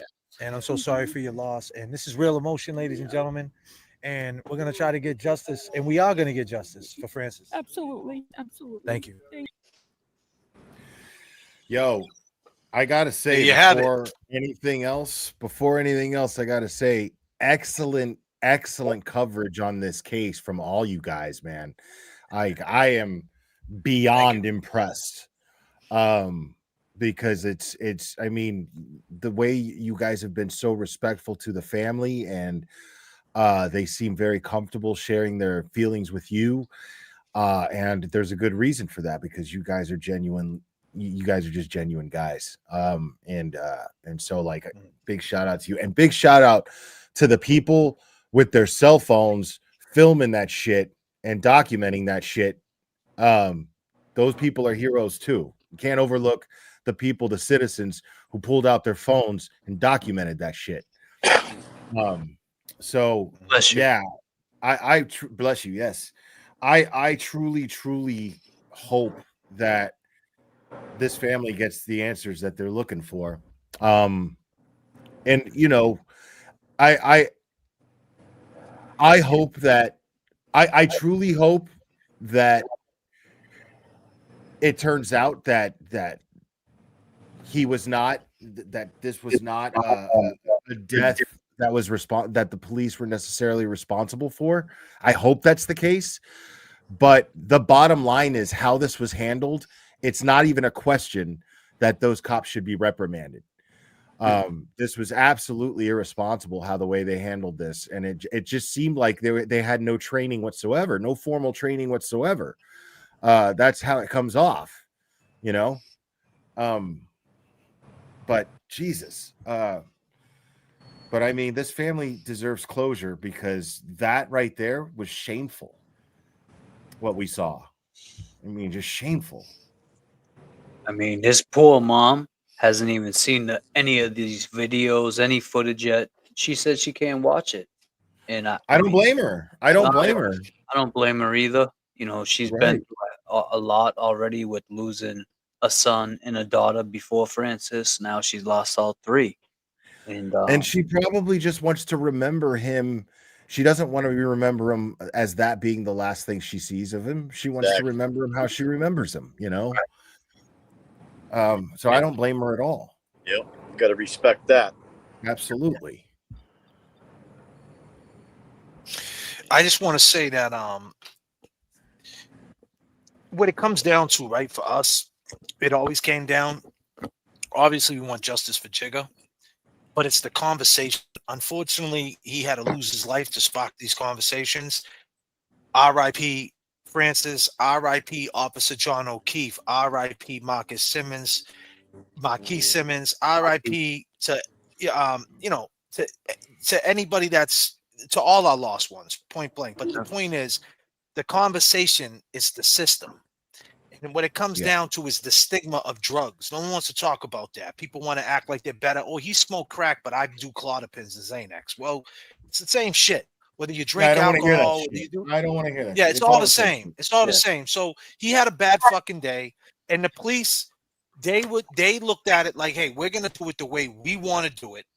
and they fucked up because he died. If he didn't die, he would have been he would have got held on bail. He probably would have had an assault and battery charge. They would have charged him up with resisting, assault and battery on a police officer. He would be in Middleton still on $100,000 bail.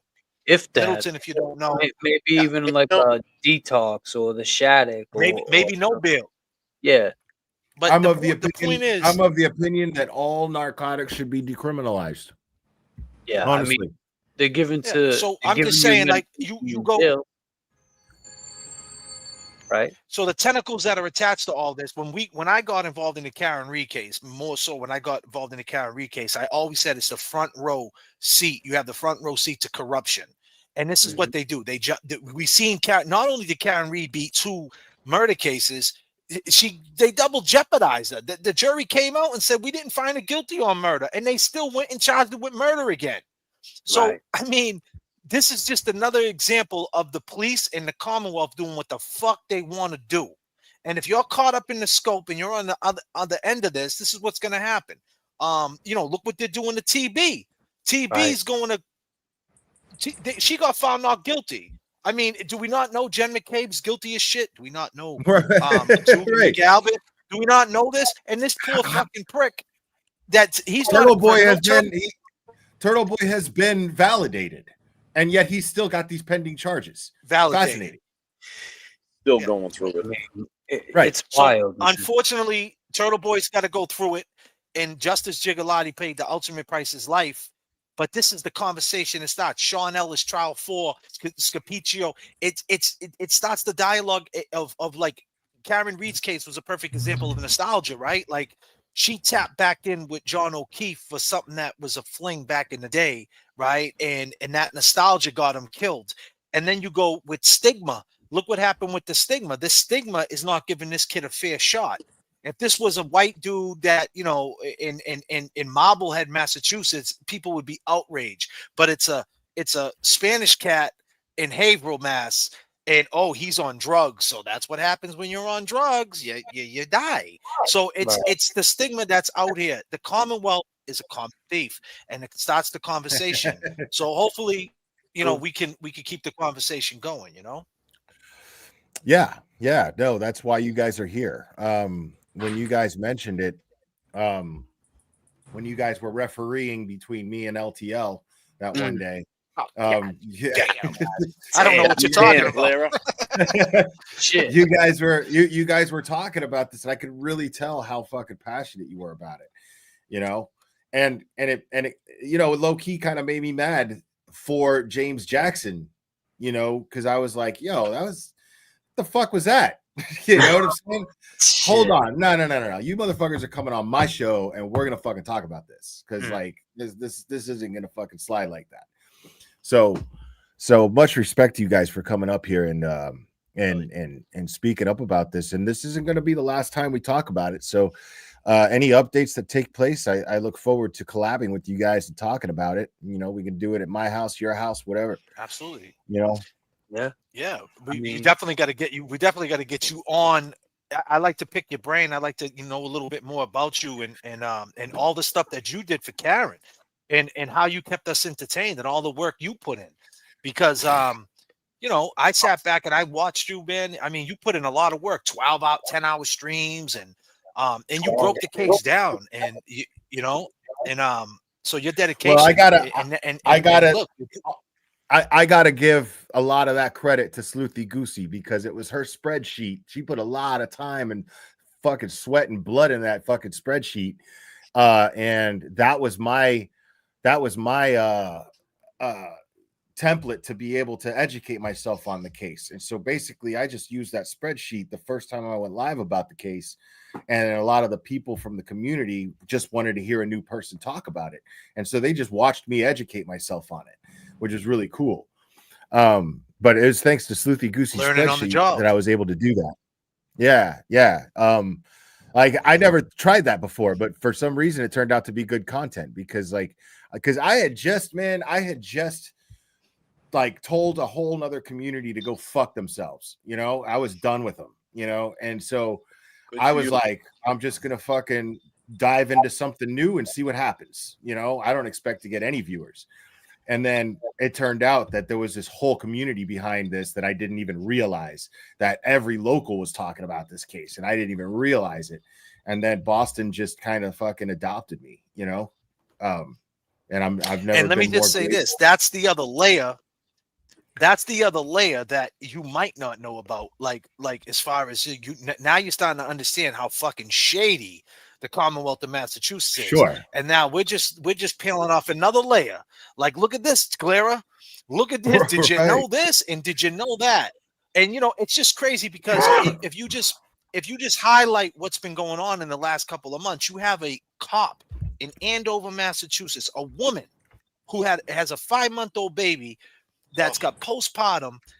They're holding her without bail. She's a cop. They're holding her without bail, but yet right down the block, up the street, 45 minutes in Norfolk County, they got a And cat that's the on murder one. one. Oh, go ahead. How does Kelsey? Tim Bradle come into this case? He's doing taking the the civil lawsuit, suit. whatever. The Yeah, civil for the suit, and, family. and He's got representing the criminal family. case. Yeah, and the Yes. criminal case is with her.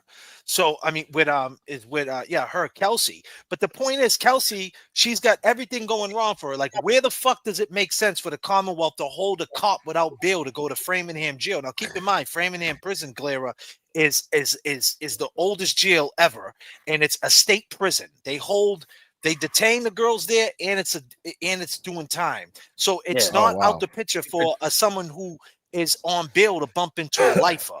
Like, it's That's fucked crazy. up how they do. Like, Yeah. That is like they'll crazy. put them together. Like they can, a lifer can touch somebody on bail. The woman got it tough, and now she got everything against her. One, she's sick, right? I mean, she's hurt because she got a hole in her chest from the bullet. Two, she's a fucking cop, right? Going into jail. And three, she's got postpartum and she's mentally fucked up right now. Yeah. And let's hold her without bail. Yeah. But yet, my friend. let's let a murderer out on a $10,000 bail. Wow. She brought when a you big. put, when you think about it, it's fucking insanity. Yeah. You know, with that poor girl, I always think, man, just push all that shit aside.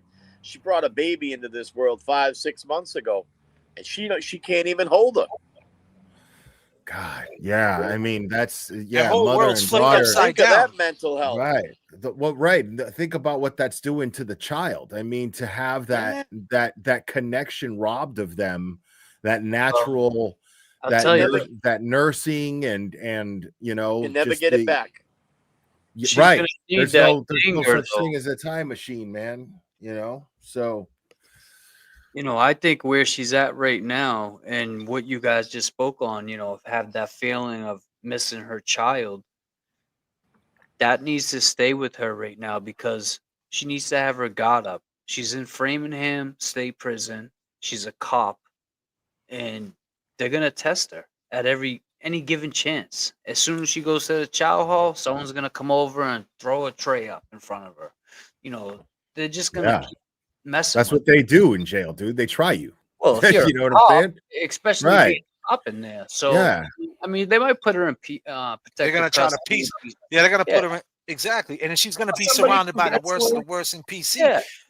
You know, Yeah, she's man. gonna be around fucking people who burn people, skinners, rapists. You don't want to be around them fucks.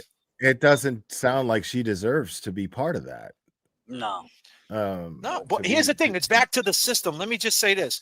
It's back to the system, what you said. Oh, how really? you See, broke that's down. a good.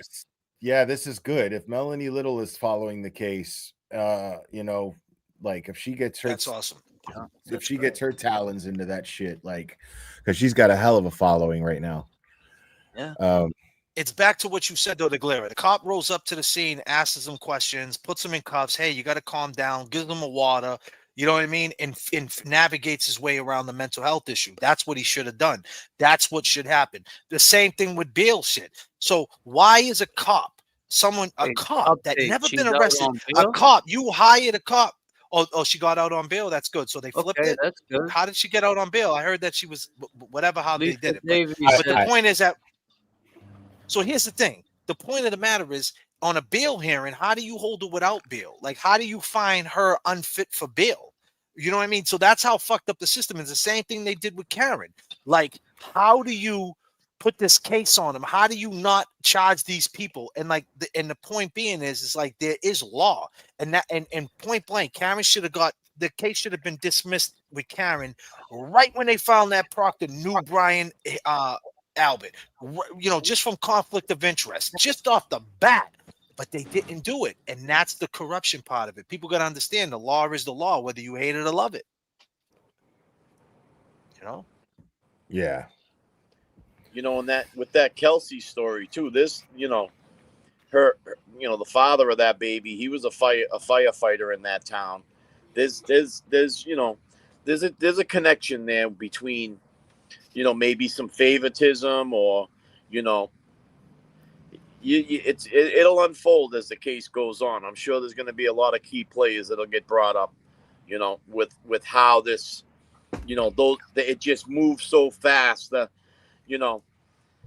serving of the warrant, the removing the child, it just, it all happened at once. So Wait, I mean, you said he's a cop too? No, he's a firefighter. I mean, they work hand in hand. They're on the same scene. They're waving. They're saying hi. Oh, So- okay. This is 4 hours ago. North Andover. That's a tough case, Yeah, it happened today. They let her go. She probably went to bail reduction. Yeah, I mean, they always have a bail hearing, surrender hearing, bail. Oh, well, You not know, surrender. And I also think, She dodged the bullet. She dodged the bullet. No pun intended. I am for sure on this is that earlier, when she first had the baby, there was, she was going through that postpartum, and she might have threatened herself or something like that in front of the husband or the boyfriend, and that's what kind of sparked this whole thing off, which she needed help. I mean, think about it. I always think when I think of that case, I think of, here's a woman police officer. I mean, her schedule, it must be crazy. A single woman, not married, and she's a cop. I mean, that's a crazy schedule, and just in that, she's changed her whole lifestyle. Now she's, she just had a baby. She's out of work. She's not doing the normal thing that she was doing, And if someone else in that family's working, those are tough things, I mean, that kind of, the women need a break. You know what I'm saying? I mean, they need that guy to step in and say, "Hey, let me do this. Let me help you out." I mean, you got a firefighter and a cop. That schedule's a busy schedule. Listen, man, women are the most amazing things on the planet, bro, because they are incredibly delicate, but the strongest fucking people in the world, like at the same time. Like when I get sick, and most men get sick, dude, like it's the end of the world, bro. You're laying in bed like, oh, please, can you make me some soup, bro? Right. Women, that's not an option. Women got to move. Women got to go. They get to work. They go to work. They fucking, you know what I'm saying? And then they still baby your ass. You know what I'm saying? When you, but when they're sick, it's not an option. They're dropping off the kids. They're picking up their kids. They're doing whatever the fuck that needs to be done, and they get it done. And there's no excuses. Like, I worked in a tattoo shop for like 10 years, dude, as a body piercer. I can tell you right now that women are way tougher than men. Like, way tough. I'm telling you right now. Like, women will sit there and get a fucking tramp stamp and sit through a 3-hour tramp stamp and talk and chill, right? Whereas fucking like a dude is getting a fucking scorpion. I remember like a rib piece right here, and then the outline's done, and fucking he tells the artist, because the artist wants to have a smoke break after the outline's done, and then he tells the artist, "Yo, I think it looks good like that, bro," because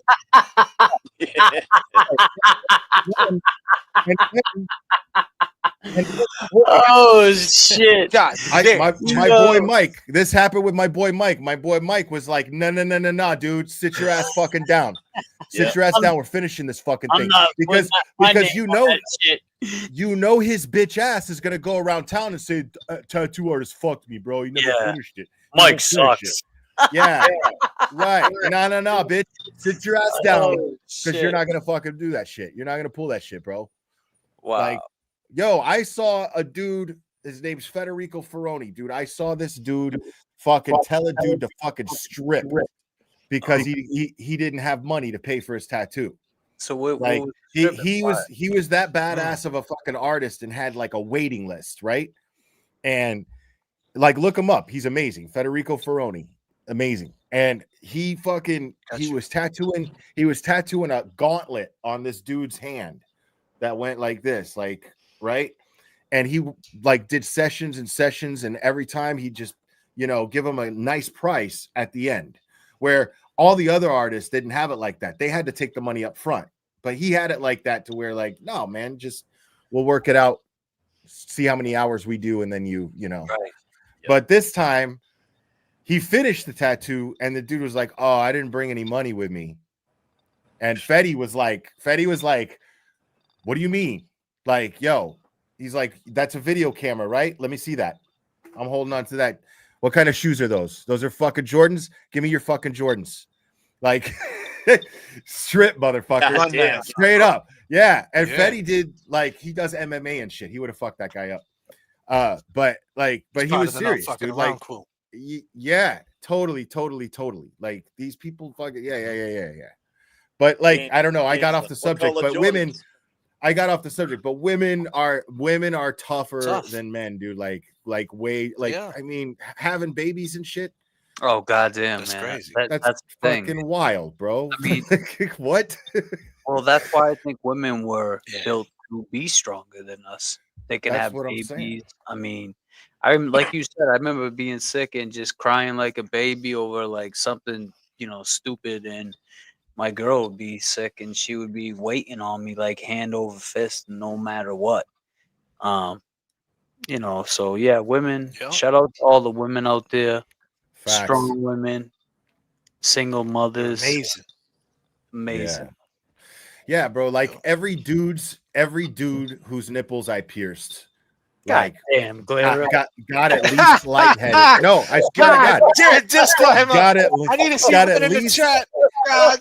He got no, I'm serious. I had a dude from fucking just got back from Iraq. Oh, and he shit. fucking passed out on me. Every woman either liked it or didn't give a fuck. But sometimes they like it, Fuck that. But the thing is women's nipples are like meant for nursing. There's less nerves. Yeah. You know what I'm saying? There's less nerves. Men's nipples are way more sensitive, but every single one of them fucking pass out, dude. Every single one of them get lightheaded. I got to get them a gumball out of the machine. Yeah, So yeah. they get sugar in them and shit. Yep. You know what I mean? Like it was crazy. I was lucky my buddy was in the fucking shop sitting on the couch while I was piercing this fucking dude. Because this dude was huge, man. He was like fucking 250 pounds. Like he just got back from Iraq from fucking blowing people's heads up, dude. Like, and then he fucking gets his nipples pierced and he fucking like, and he falls, and I'm like carrying, I'm holding the guy. I'm like, yo, Alfie, get in here, bro. Help me out. Get him a popsicle. By the way, I everyone- love. By the way, I love that shirt that you got on, brother. I just peeped it. I didn't see it. Beastie yeah. Boys. Nice. Oh, I always love the Beastie Boys, man. That's the Always same. loved the Beastie I was rocking that. I have a pin, same logo. I had it on the Happy Gilmore hat.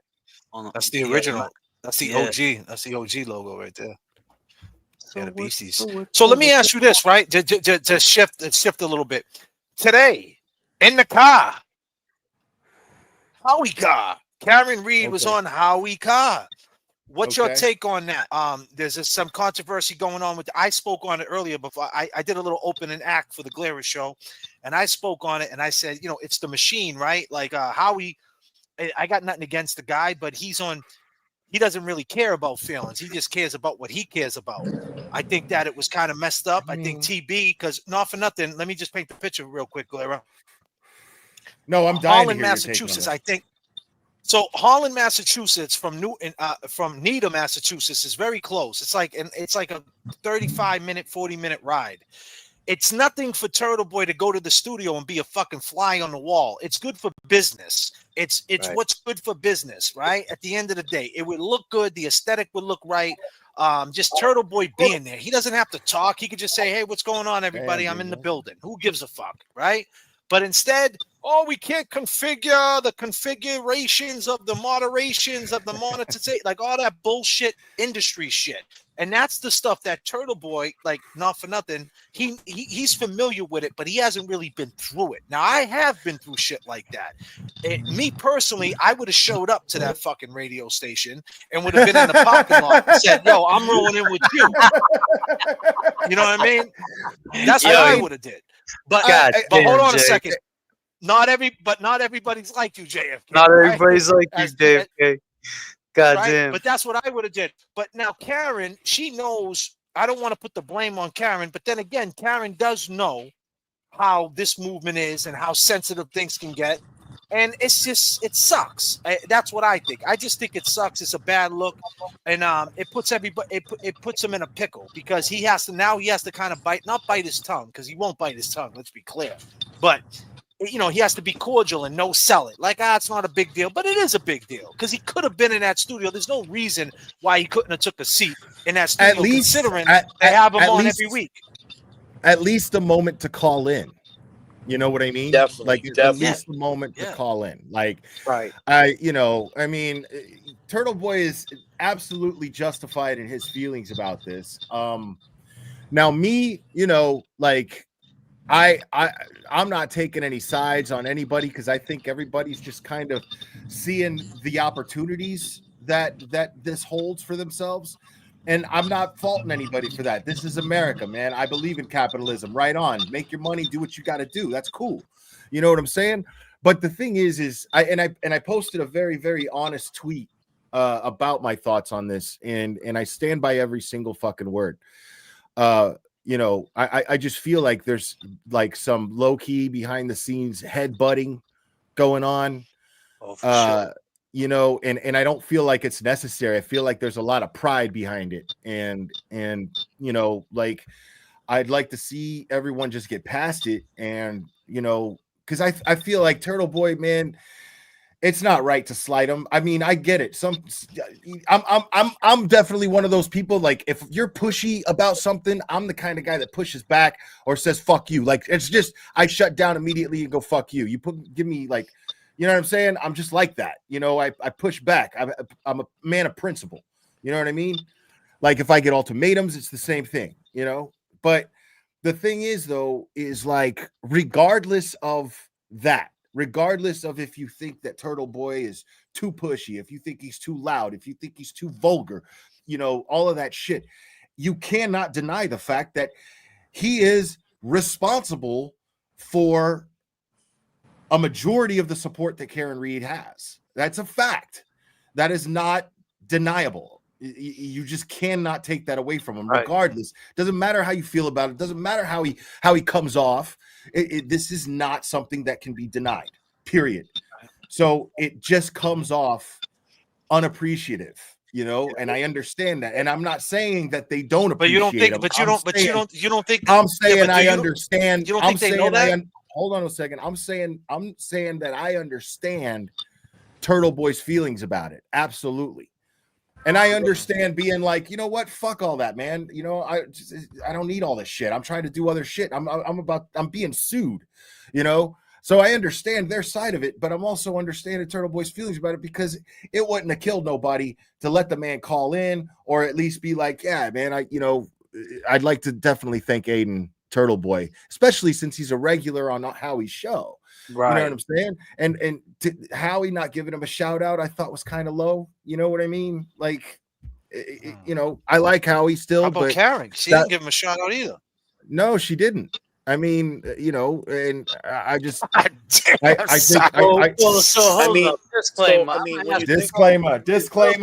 disclaimer. Do you think? Let me ask you this. I mean, this question comes up in the chat a lot.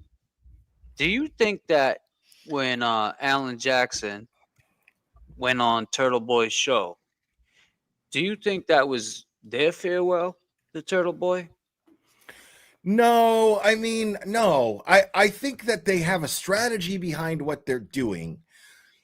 And I get that. And I think it's wise to have a strategy. I mean, the most the most talked about attorney in the world right now is Alan Jackson. Right. And he's known for being strategic. So I understand I'm sure he's has a lot of say over Karen Reed's PR. I get all that.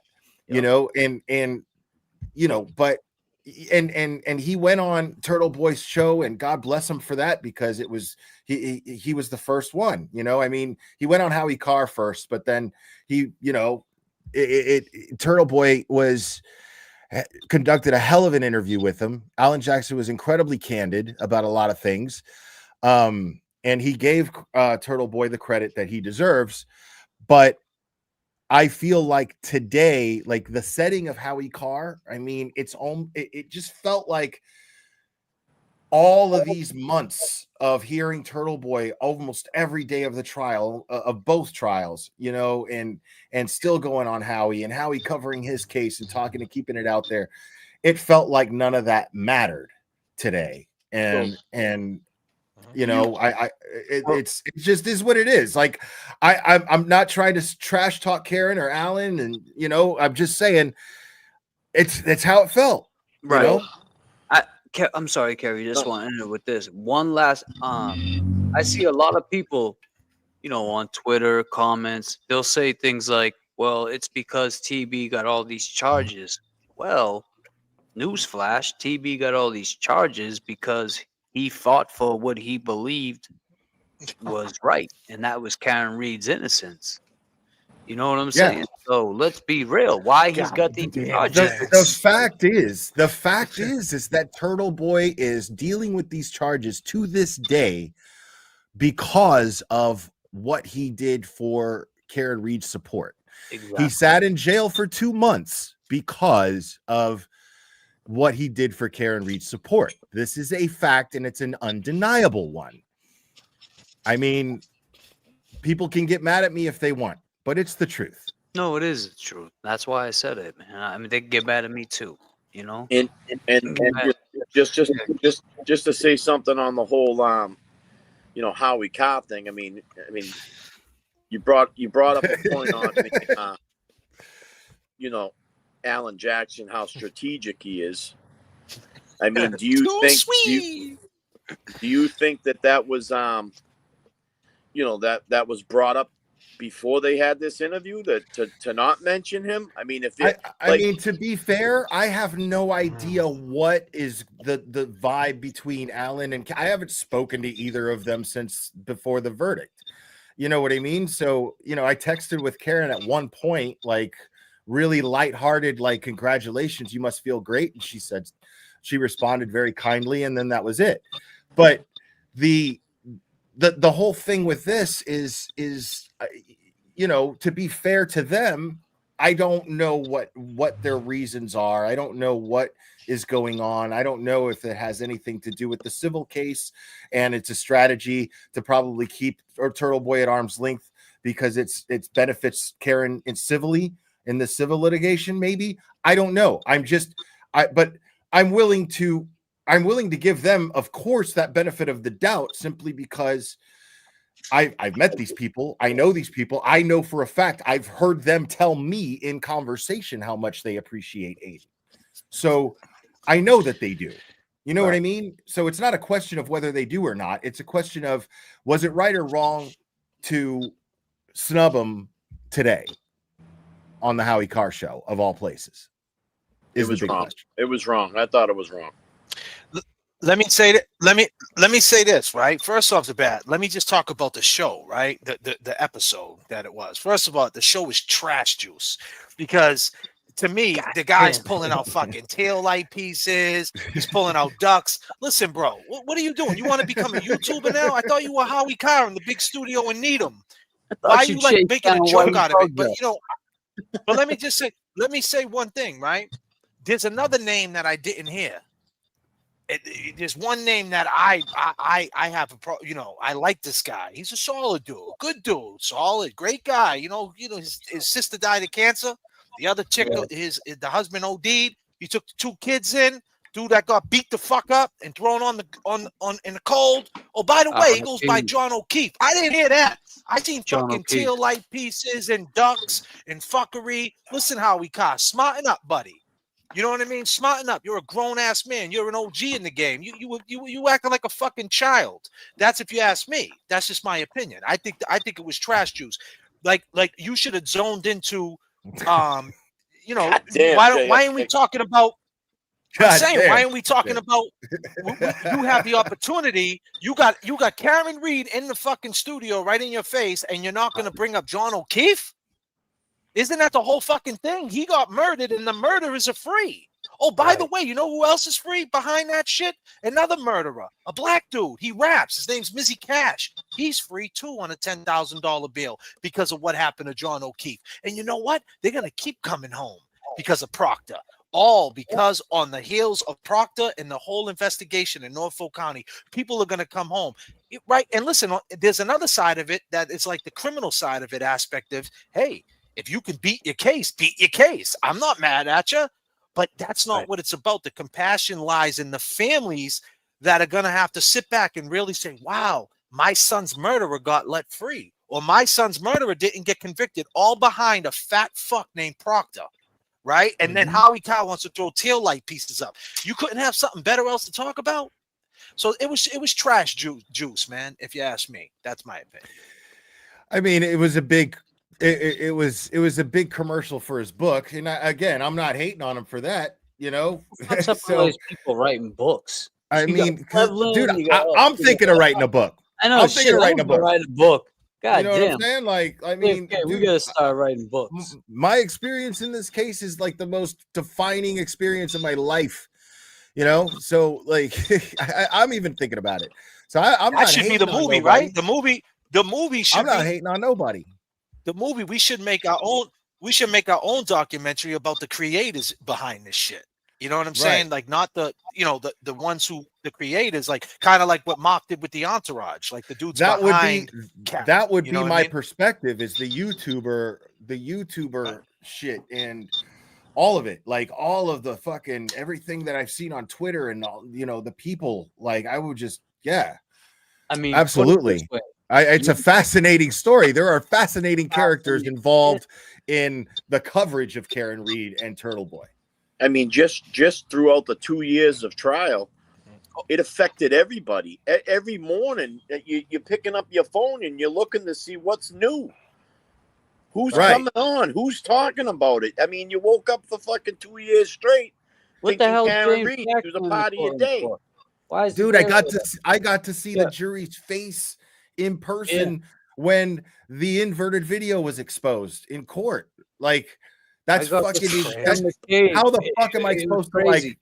How the fuck am I supposed to sit on that and not like have that as like somehow document that? You know what I mean? In my life, as a defining moment in my life, and not just it being a defining moment in all of our lives. I don't think it will ever happen again. You know, right? To have this is a once in a lifetime thing. This is like wherever, and we're not done. We're not done because still. I mean, let's be clear. I know for me and JFK, when we heard John O'Keefe's story, just like Jigga's, the family background, his sister, you know, the kids, that's why we really, really got into it. And then we figured out, oh shit, she's getting played. Then it was like, all right, now we gotta get into it for Karen too. But it was like, god damn. And then we got slack for it because where we come from, it's like, bro, it's a cop. Who cares? It's another cop. No, it wasn't just a cop. It was a human being. All right. At the end of the day, John O'Keefe seemed cool.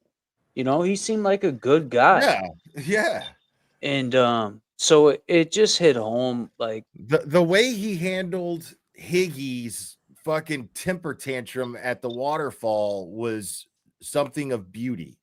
Yeah, you know what I mean? You got a real glimpse of the kind of guy he was, you know, like he just did a little jig and smiled, you know what I mean? Like after the dude left and he just drank his beer and fucking he just drank his beer. He was like, whatever, dude, whatever problem that dude's got is his problem, bro. Couldn't believe it. Exactly. He saying? couldn't believe he was in his mind. He Right. couldn't believe that that Yeah. dude was acting up. He's like, he said, Right. this fucking dude, you're acting up at the end of the night, you fucking Right. clown. Right. You Because, know? dude, Yeah, he didn't. I've said it before and I'll say it again. The motive for Brian Higgins was not Karen Reed. The motive for Brian Higgins was Brian Albert. He wanted to impress Brian Albert. I believe Brian Albert was egging him on all night, saying, dude, if you don't fuck that girl tonight, bro, after what you told me, then you're a fucking pussy. You're gay, Well, bro. there we You're go. fucking gay. Let's just parallel back to Jigga real And he was flexing to impress Brian Albert because Brian Albert was calling him a pussy all fucking night. Guaranteed. Let's parallel that exactly what you just said. That whole back ride to from New York, Jigga. 6 Right. hours. Jay, real quick, let's parallel that back to Jigga, where they had 3 opportunities to put him in, detain him, put him in handcuffs, but they didn't. But as soon as the other cops showed up, it was time to show out. And now 7 cops on them. So Because I wonder if at least one of those cops was like, a this problem with was them or thinking, run- this isn't right. You know, Oh, hell yeah. what we're doing, like I got my boys' backs and everything, but this ain't right. What we're doing right now. There's got to be at least one of them that was thinking that. You know what I mean? I mean, we would hope so. This 7, Right. you And know? let's hope they speak up too, you know? But yeah, man, it's just. Well, I'll tell you this. I'll tell you this, gotta do Clara. Right? something different. When you think about what happened in the last month time, what's been going on in this summer, the summer of 2025. What a summer it's been. Karen Reed gets found not guilty, but one of the main things that sticks out to me, and today the Howie Cott thing that sticks out to me. We can go down the rabbit hole with that, but one of the main things is when. One of the main things that sticks out to me is that when Turtle Boy drove down the street and Higgins walked outside, was outside, and they seen him. Here's the thing, right? Here's a fact: if Higgins didn't really kill John O'Keefe, and he seen Turtle Boy on the street, he would have not let Turtle Boy go. He would have been like, he would have had the gun on him. Because think about it, Turtle Boy had to drive by him, and then he had to turn around and come back by him on a cul-de-sac. If he thought he was still a cop and he had cop powers, he would have used them. But he knows he's not a cop. He knows he's on the other side now, and that's why he pulled out his phone and submitted. So that showed me everything you needed to know where Higgins stands on all this shit. And look, another thing with Big Bad Brian A. Big Bad Brian A. been a cop for what? It was like 16 years. He knows at the end of the day, even if Karen did back into John and killed him, it was an accident. It wasn't a murder. Right. When he decides to go on that station and talk about John O'Keefe, he said, I feel bad for the family. This guy got murdered. Like, why are you saying he got murdered? Like, you didn't even say, like, on a cop perspective, like, well, technically, I think she hit him and she left him and it's more like a manslaughter. He said, this guy got murdered. Like, what is he saying? Like, was he trying to frame up Higgins? Like, is that going to be his next move? Like, well, technically, I went in the house. Higgins could have killed him with Karen. I don't know. I'm just saying, like, the fact that murder came out of his mouth is pretty telling. Yeah. I mean, it was the same thing when Higgins called us and said, I appreciate what you and James do. But, what are you going to do when this comes out that she actually did it? And I don't understand all that, man. I don't know what it was him just trying to take the focus off himself. But we kept that focus on Higgins, just like we're going to keep the focus on you. That shit was brilliant, bro. Yeah. That shit was brilliant, bro. Like, as soon as JFK says, yo, is this Higgins? I fucking lost my shit because I was like thinking, like, is that Higgins? And then, the way it went down was hilarious. You wrong. I was dying, bro. Yeah, but the way it went down, he knew he got caught. But there was so much buildup to him calling in that JFK, we didn't know he was going to call in, but we were expecting something. Because we talked not only to his friend that he grew up with, childhood friend, we did the waterfall reenactment. We went to that same day, we went to Macy's. Well, we went looking for Macy's, which was gone. We went to the Cambridge Side Galleria where Higgins grew up in Cambridge. So there was so many things that built up to that day. And that's what I said, Boston.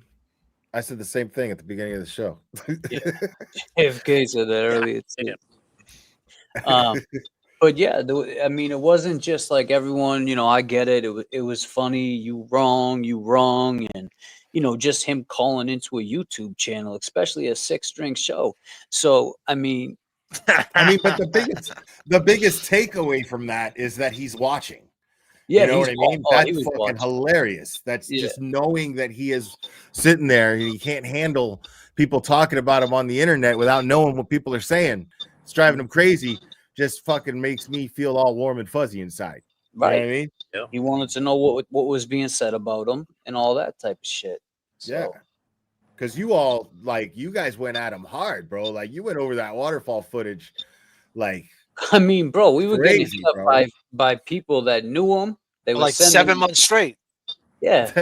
They're sending us all types of shit about him. So we would Yeah. just let it out little by little. So he knew exactly what we were talking about. And he knew we were speaking facts. And Yeah, like Al Higgins. Well, he likes us. He says he appreciates what me and James do, right? He likes us. Yeah. Hit us on email now. Kelly Reed loves you guys. Oh, yeah? Yeah. Kelly Reed was like, she said, shout out Kelly Reed. Really nice things about you when I attended court one of those times. Yeah, Kelly was saying real nice things. She's awesome. Well, she said that there was going to be this party, man. That the release party. When she got found That's what I thought. It was going to be a party. She wanted me to DJ. I'm still waiting for the party, man. What the fuck? It's Thursday, isn't it? God damn it! What are we doing? Thursday. Karen. Oh damn! Where's Howie's studio again, Jay? Karen invited me to this party, but it just hasn't happened yet. God damn! You got to invite to a party that isn't even hasn't even right. That hasn't even happened. God damn. Well, Man, she's in the car with Howie. She went to Howie car instead. Yeah. What's he driving? Subaru. Volkswagen. Nah, Subaru, safest car in America. Yeah. So let me just say this. So now you back to the characters of this YouTube thing. The creators behind the Karen Reed case. There's a lot of funny characters. Like, what's your take? Like, so you went at it with Sean McDonough. I see he's back in the news with Turtle Boy. And then what's going on with Sean, man? What's up with this guy, bro? And Sean is just he's like the fucking thing that wouldn't leave, bro. You know what I mean? Like, I don't even sweat him. Like, he's just trying to come after me to get clout. You know what I'm saying? And like, I'm not interested, bro. You know, like, I just tell him to go change his fucking Depends, bro. I'm not interested in anything he has to say. I don't give a fuck about Sean McDonough. I mean, that today. I seen it pop up on Twitter earlier. Yeah, I seen it on Twitter today. Well, only because I caught the end of TB's bus stop live, and he's like, "Oh, I'm going to talk about Sean on the Gulf tonight and something that happened in New Jersey." And I'm like, "New Jersey? What happened with the free?" He definitely got to be in the documentary, though. We definitely got. He's good for business. He definitely got to get Sean. Yeah, I don't know who the hell knows. Yeah, he's. You're done. Maybe I like Sean. Give us fucking McDonough. Give us fucking McDonough. Maybe because every time you get a super chat, his face pops up. He's sick and tired of it. He's like, God. Oh, here we go. I think we got a super chat. Super fan. I think we got a super chat. Super fan. Super chat. Super fan.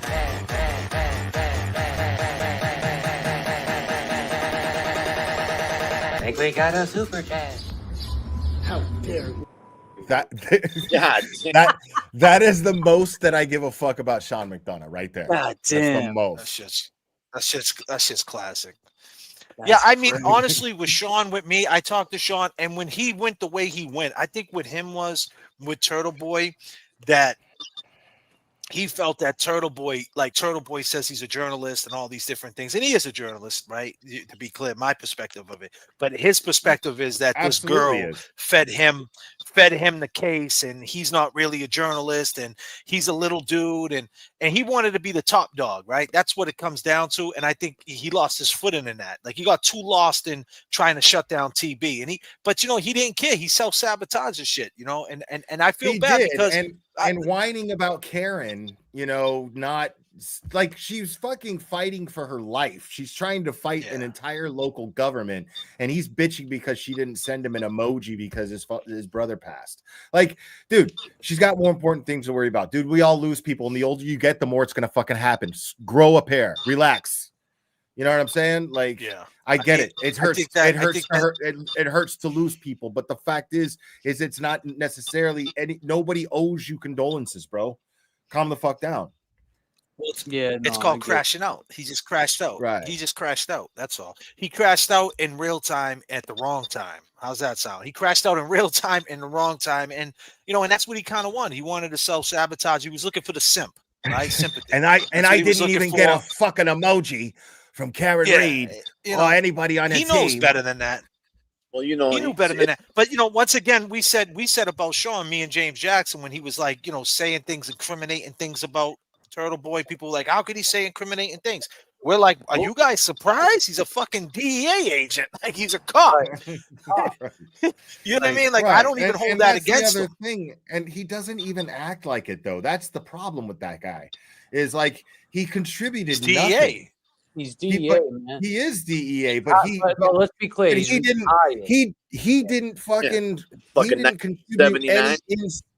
contribute any insight as a DEA agent with his channel. He was just fucking useless. And he didn't have he had worthless fucking content. He kept saying, my sauces. I got 5 guys in the inside, blah, blah, blah. But nothing would come of what he says, right? And then now he wants to fucking get credit for saying that Proctor got fired, and he heard Proctor was getting. Everybody knew Proctor was going to get fired. You didn't predict anything. You didn't get a source to tell you anything that we didn't already know. What are you talking about? So obviously, this Amber KR is either Sean or she rocks with Sean because she's just keeps going defending Sean. We're not here talking trash. We're just. I like Sean. I like Sean. I mean, that's what I'm saying. I get it. Like, but it's just like I get it. Sean was right on. Sean was right on the date. Keep spinning it. I don't know. My take on that. And I mean, I know we don't have to talk about Sean, but I mean, I feel like being an ex-DEA agent, undercover, Miami Vice looking motherfucker back in the day, he was made to fit in. When he worked those cases, he fit in under the radar. He snuck in and disguised himself to be one of the crew to make his score. The guy looks like a cop a mile away, he didn't bro. fit in here. You know what I'm saying? I call bullshit. Anybody can spot that motherfucker as a cop with their eyes closed, bro. But what I mean, being an undercover agent, he didn't fit in here. He didn't, his slot that he tried to make in here, everybody called him out on it and shit. He just didn't fit in. He wasn't, undercover. Yeah, but Kev, at one point before we started getting into it, I guess there was a Facebook group where they had their little crew that they spoke on, and he was a part of it. So he felt slighted when he got the boot from the group. And I get that. You feel like you're a part of something. He just thought he thought the DEA, that badge that he had, that DEA was and it was good for the movement to say that you got a DEA agent on the side of Karen Reed. That's good. That makes people say, really, you're a DEA agent and you think she didn't do it? And make people. The only reason. It's good. That's good. I even entertained but him. then he let it get to his fucking head, and he started wanting to be the top dog and go against Aiden and this and that. And it was like, you shouldn't even do that. He should have just stayed in his lane. And I wish he did, to be honest with you. Right. He thought there was a pissing contest between him and Aiden, and there wasn't. He created one for himself in his mind. And it was weird. The segue off that. He named the dude. So I bring up Sean because there was another hit. He actually named somebody. There was a cat named LTL. He named him BLT. God damn, Sean. And it stuck. I mean, Sean he knew. God damn, Sean. He done fucked this whole shit up. God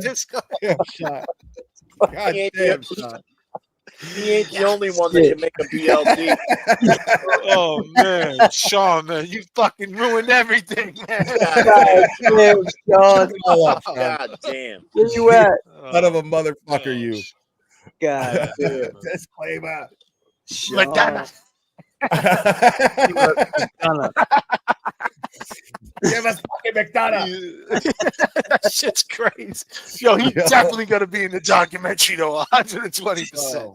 Yeah, getting fucking. He's gotta be in it. So Turtle Boy getting hit with fucking. Yo, we should make a boxing match. Madonna versus Aiden in a boxing match. That's why, like, I don't even dislike him. I just feel bad, you know, like it's just seeing an old man act senile like that, bro. I'm just like, dude, man, stop. Like, listen to your wife. Get off the fucking internet. Knock it off. Oh, like, it's God. not for you, bro. It's not for you. I mean, But if he's like got some direction and some, you know, a little PR behind him, he's perfect for the internet. Yeah, I mean, Yeah, he is. He's a good character, man. He is good, man. He's good. You know, he was honestly, entertaining like, as you fuck. know what? He was entertaining as You know what fuck. I'll makes- give him that. But he said a whole lot of You know nothing. what- I had him on here. He said a bunch of nothing. He let You know? You know what Cleveland makes tell me- him shut the fuck up You know what- too. You know what makes me upset about the situation though? Like so me and James talked about this for our show. We're like, we should bring Sean on the show and show him the video of Francis and see like what he thinks, right? Just from being a cop perspective, you know?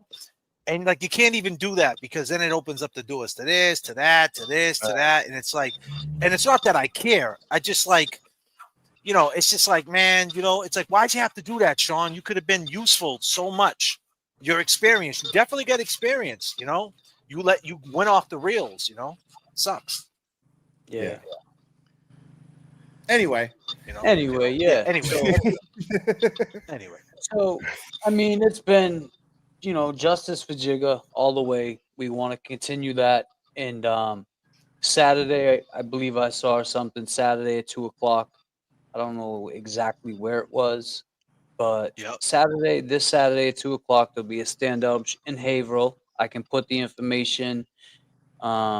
If Becca's still in the chat and she wants tweet it and tag me and I'll Yeah. repost it. We'll, I'll repost it on yeah, Twitter. between the four of us, you can find it. It'll Yeah. be up there, and it'll be great to see more people there. Because I guess when JFK and I went, it was probably like a month ago, Jay, maybe a month, about a month ago, and it was about we went 30, maybe 30 people there. And I guess the last one it was only 5. So it's just weird that it went down. You know, you would think in numbers it would go up, and that's what I was stressing the other night when TB came on the show, or before that. My cousin. Yo, that was fucking funny, dude. Like that was a good. Oh, that was yeah. a good stream. Like you guys had a chemistry that was fun. It was Yeah. fun to listen to. I was laughing. I a lot. appreciate you being in the chat too. I appreciate Yeah, you being man. in the chat that night. You helped out, man, for real. That helped out. Yeah. It's Yeah, good when I everybody's mean- when everybody's there and the vibes right. It helps everything out. It keeps everything flowing, you know. I'm so big on community, man. Like I don't just preach the shit. Like I live it. You know, I'm always in people's chats, always supporting. Like I don't just say that I like channels. Like I like the channels. You know what I'm saying? Like I go to their chats. Sometimes when somebody's going on, and I don't want to go on at the same time, it's because I want to watch them. You know what I mean? Like. So I mean, Absolutely. like I and this community has been amazing. Like you know, it has its bumps. You know what I mean? People have their problems. Like I had a little beef with Mike Crawford for a minute there, and then you know after the verdict, I realized how fucking petty and stupid it was, and then I just squashed it, and now we're cool as fuck. You know, and and then you know there's the BLT stuff, but I ain't got no beef. Like no, I got no like feelings towards BLT, bro. Like I hope he does well. You know what I mean? Like he's only shooting himself in the foot. Like that stream that we did on your channel, like when at that one point when you were like, I hope you like I got exactly what I wanted out of this. I was like, yeah, I got exactly what I wanted out of this too, because he just shot himself in the foot the whole fucking time. You know, I didn't even have to do shit. So and that was it. You know, that that's all I needed. So, but know what? again, And the fact that I hope the does fact well. that he, I do hope he does well. what's that, Kev? We're probably going to hit on the same note. I was just, I wanted, what did you think, Glera, about, him coming up there and not speaking on that he did, know about this story, and, he did do a small clip and shit. I mean, he sat there and he rambled on, and I mean, he came in there like, I mean, oh he yeah, I want to help out. lied. Yeah, he flat out lied is what happened. He flat out lied. He played played us us. too, man. So yeah, I mean,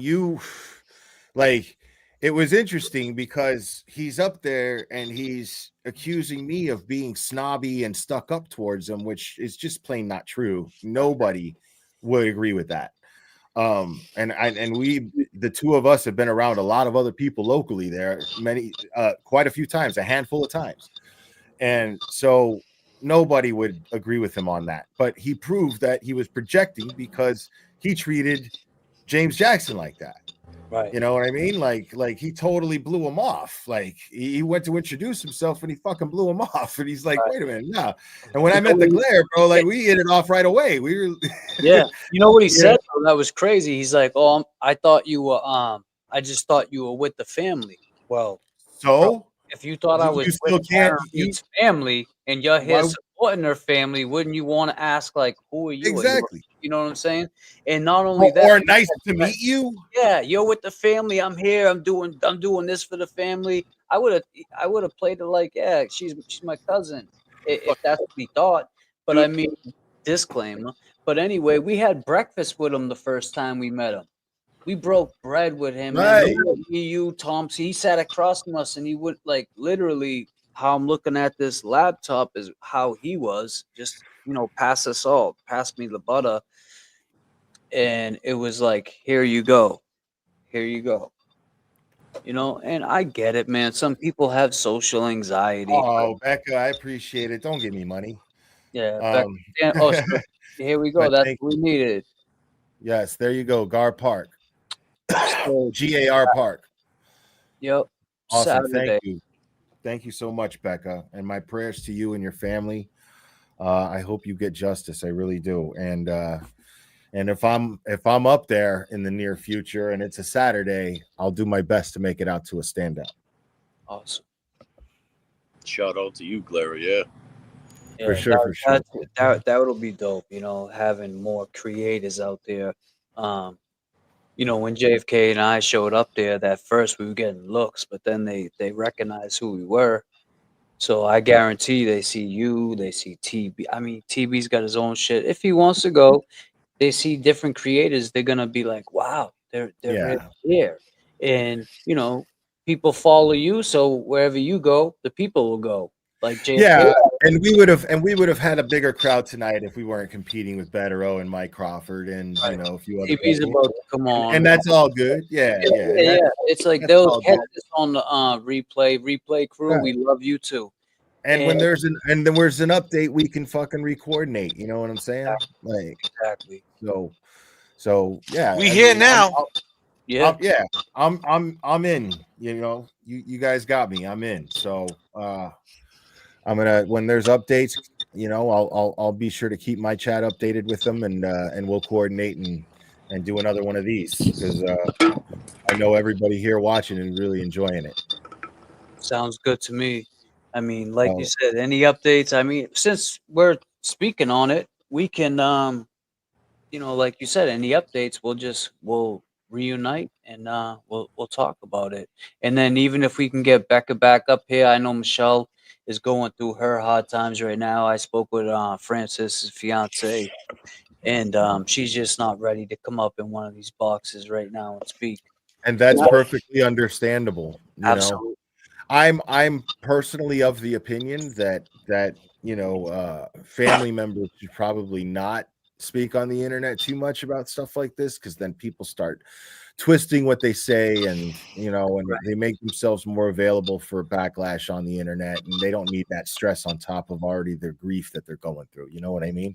So I always try to recommend that they do that to a minimum. you know, but I will always give them a voice if they want one. You know what I mean?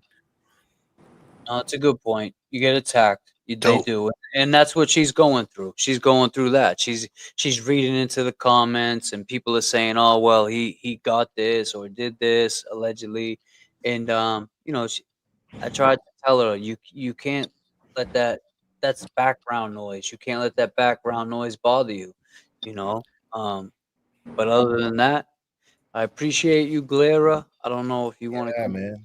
you know, if you want to keep going or what, but Yeah.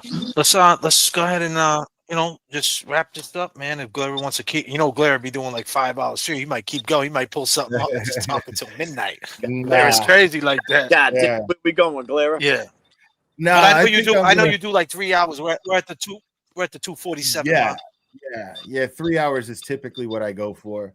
Yeah. And it was a great stream, man. Like I knew this was gonna be good no matter what, because like we all really like each other and have a great respect for one another, and I value when I get to interact. You know, I don't have guests on the show often, so the guests that I do have mean a lot to me. You know what I mean? So because I like to raw dog this shit. You know what I mean? But damn.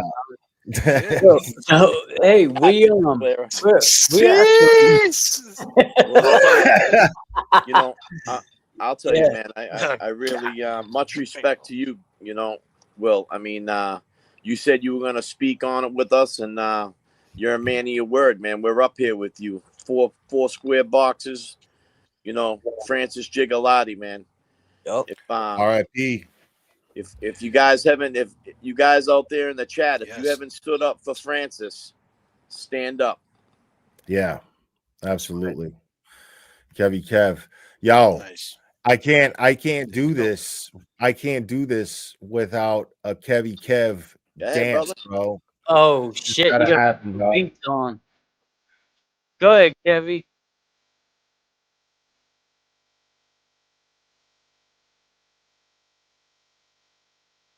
Debbie, where you at?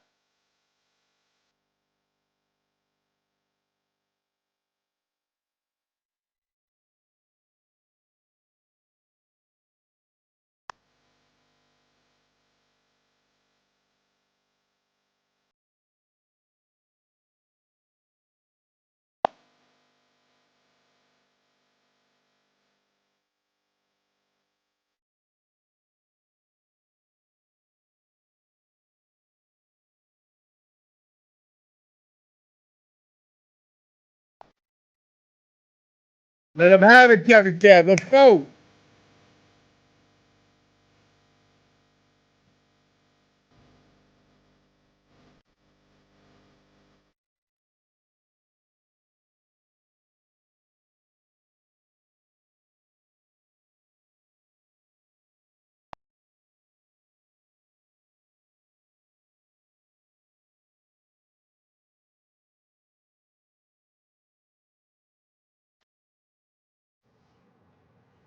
Awesome, man. Awesome. That was awesome. We got the Glera kicking it. That's what Yeah. it is. You gotta love it. Gotta love it. Gotta love Kevin that shit, said- G.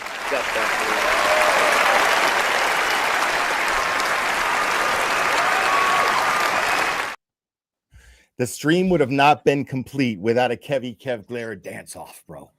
Absolutely, brother. That's And we got to get you on the show, man. We continue that dance. We'll take you up to 39,000 feet. Well, we go up to Yo, 30. man, I jam out to your stream. Yo, one of your streams that you did the other night, man, like the one where you were talking about BLT, like it was just you and Kev.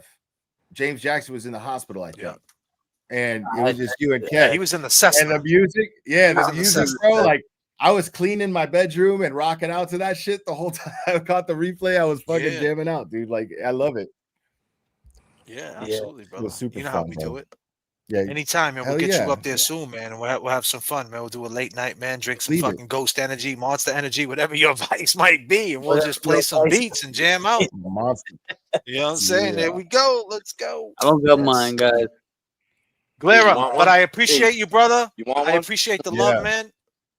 And Oh. thank you for having us up here, man. And I'm a fan of the show, everybody. And if you're not subscribed to the glare of people that are watching the trolls, subscribe to the glare, subscribe to JFK Show Off, James Jackson, JAMES, JKSN, and Kevy Kev 781. And you can hit us on the Venmos, and you can hit us on the Cash App. We're open 24 hours a day.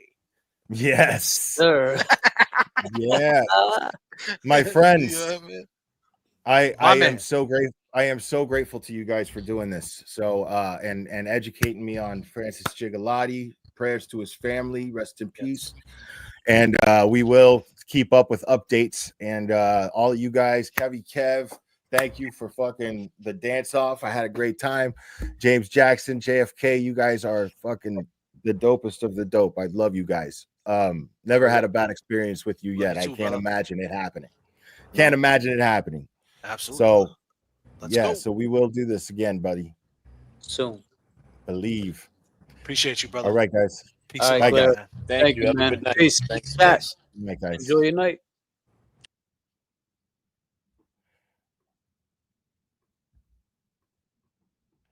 All right, folks.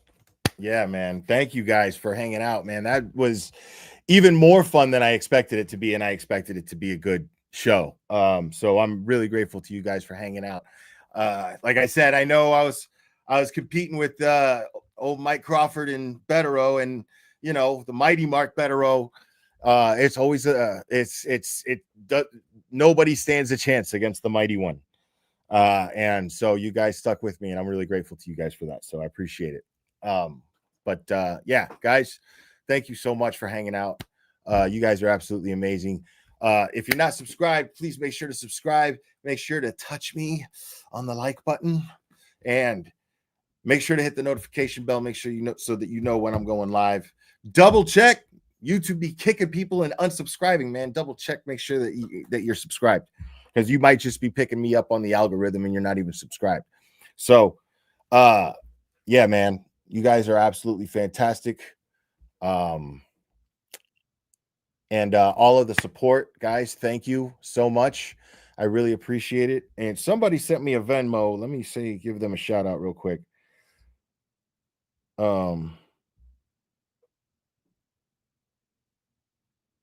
This is very nice. Very nice of them. Great show. Loved you for. Thank you, Juanita. Muchas gracias. All right, guys, I love you very much, and we will do this again very soon, my friends.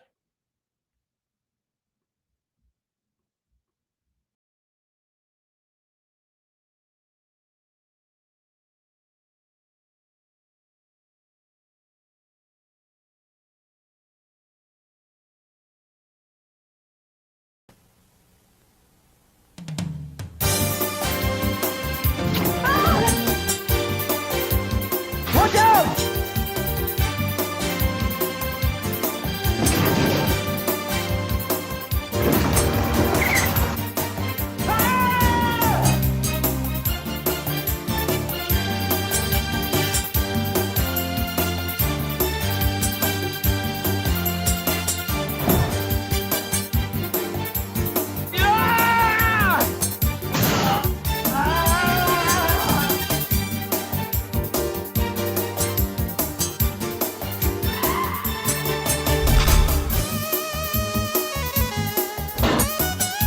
Hey, you guys are getting here!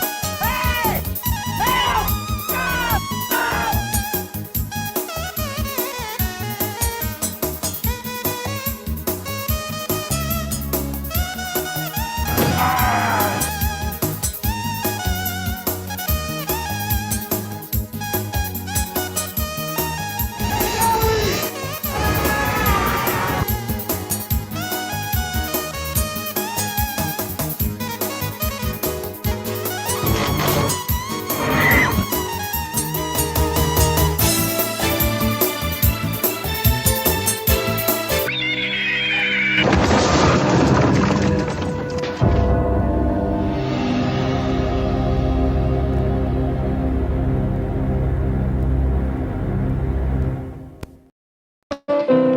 Today, Being retarded means leading a full life. Retarded people go to work or school, just like their neighbors, and come back to a real home. A supervised home, right in the neighborhood, where they belong. Being retarded never stopped anyone from being a good neighbor.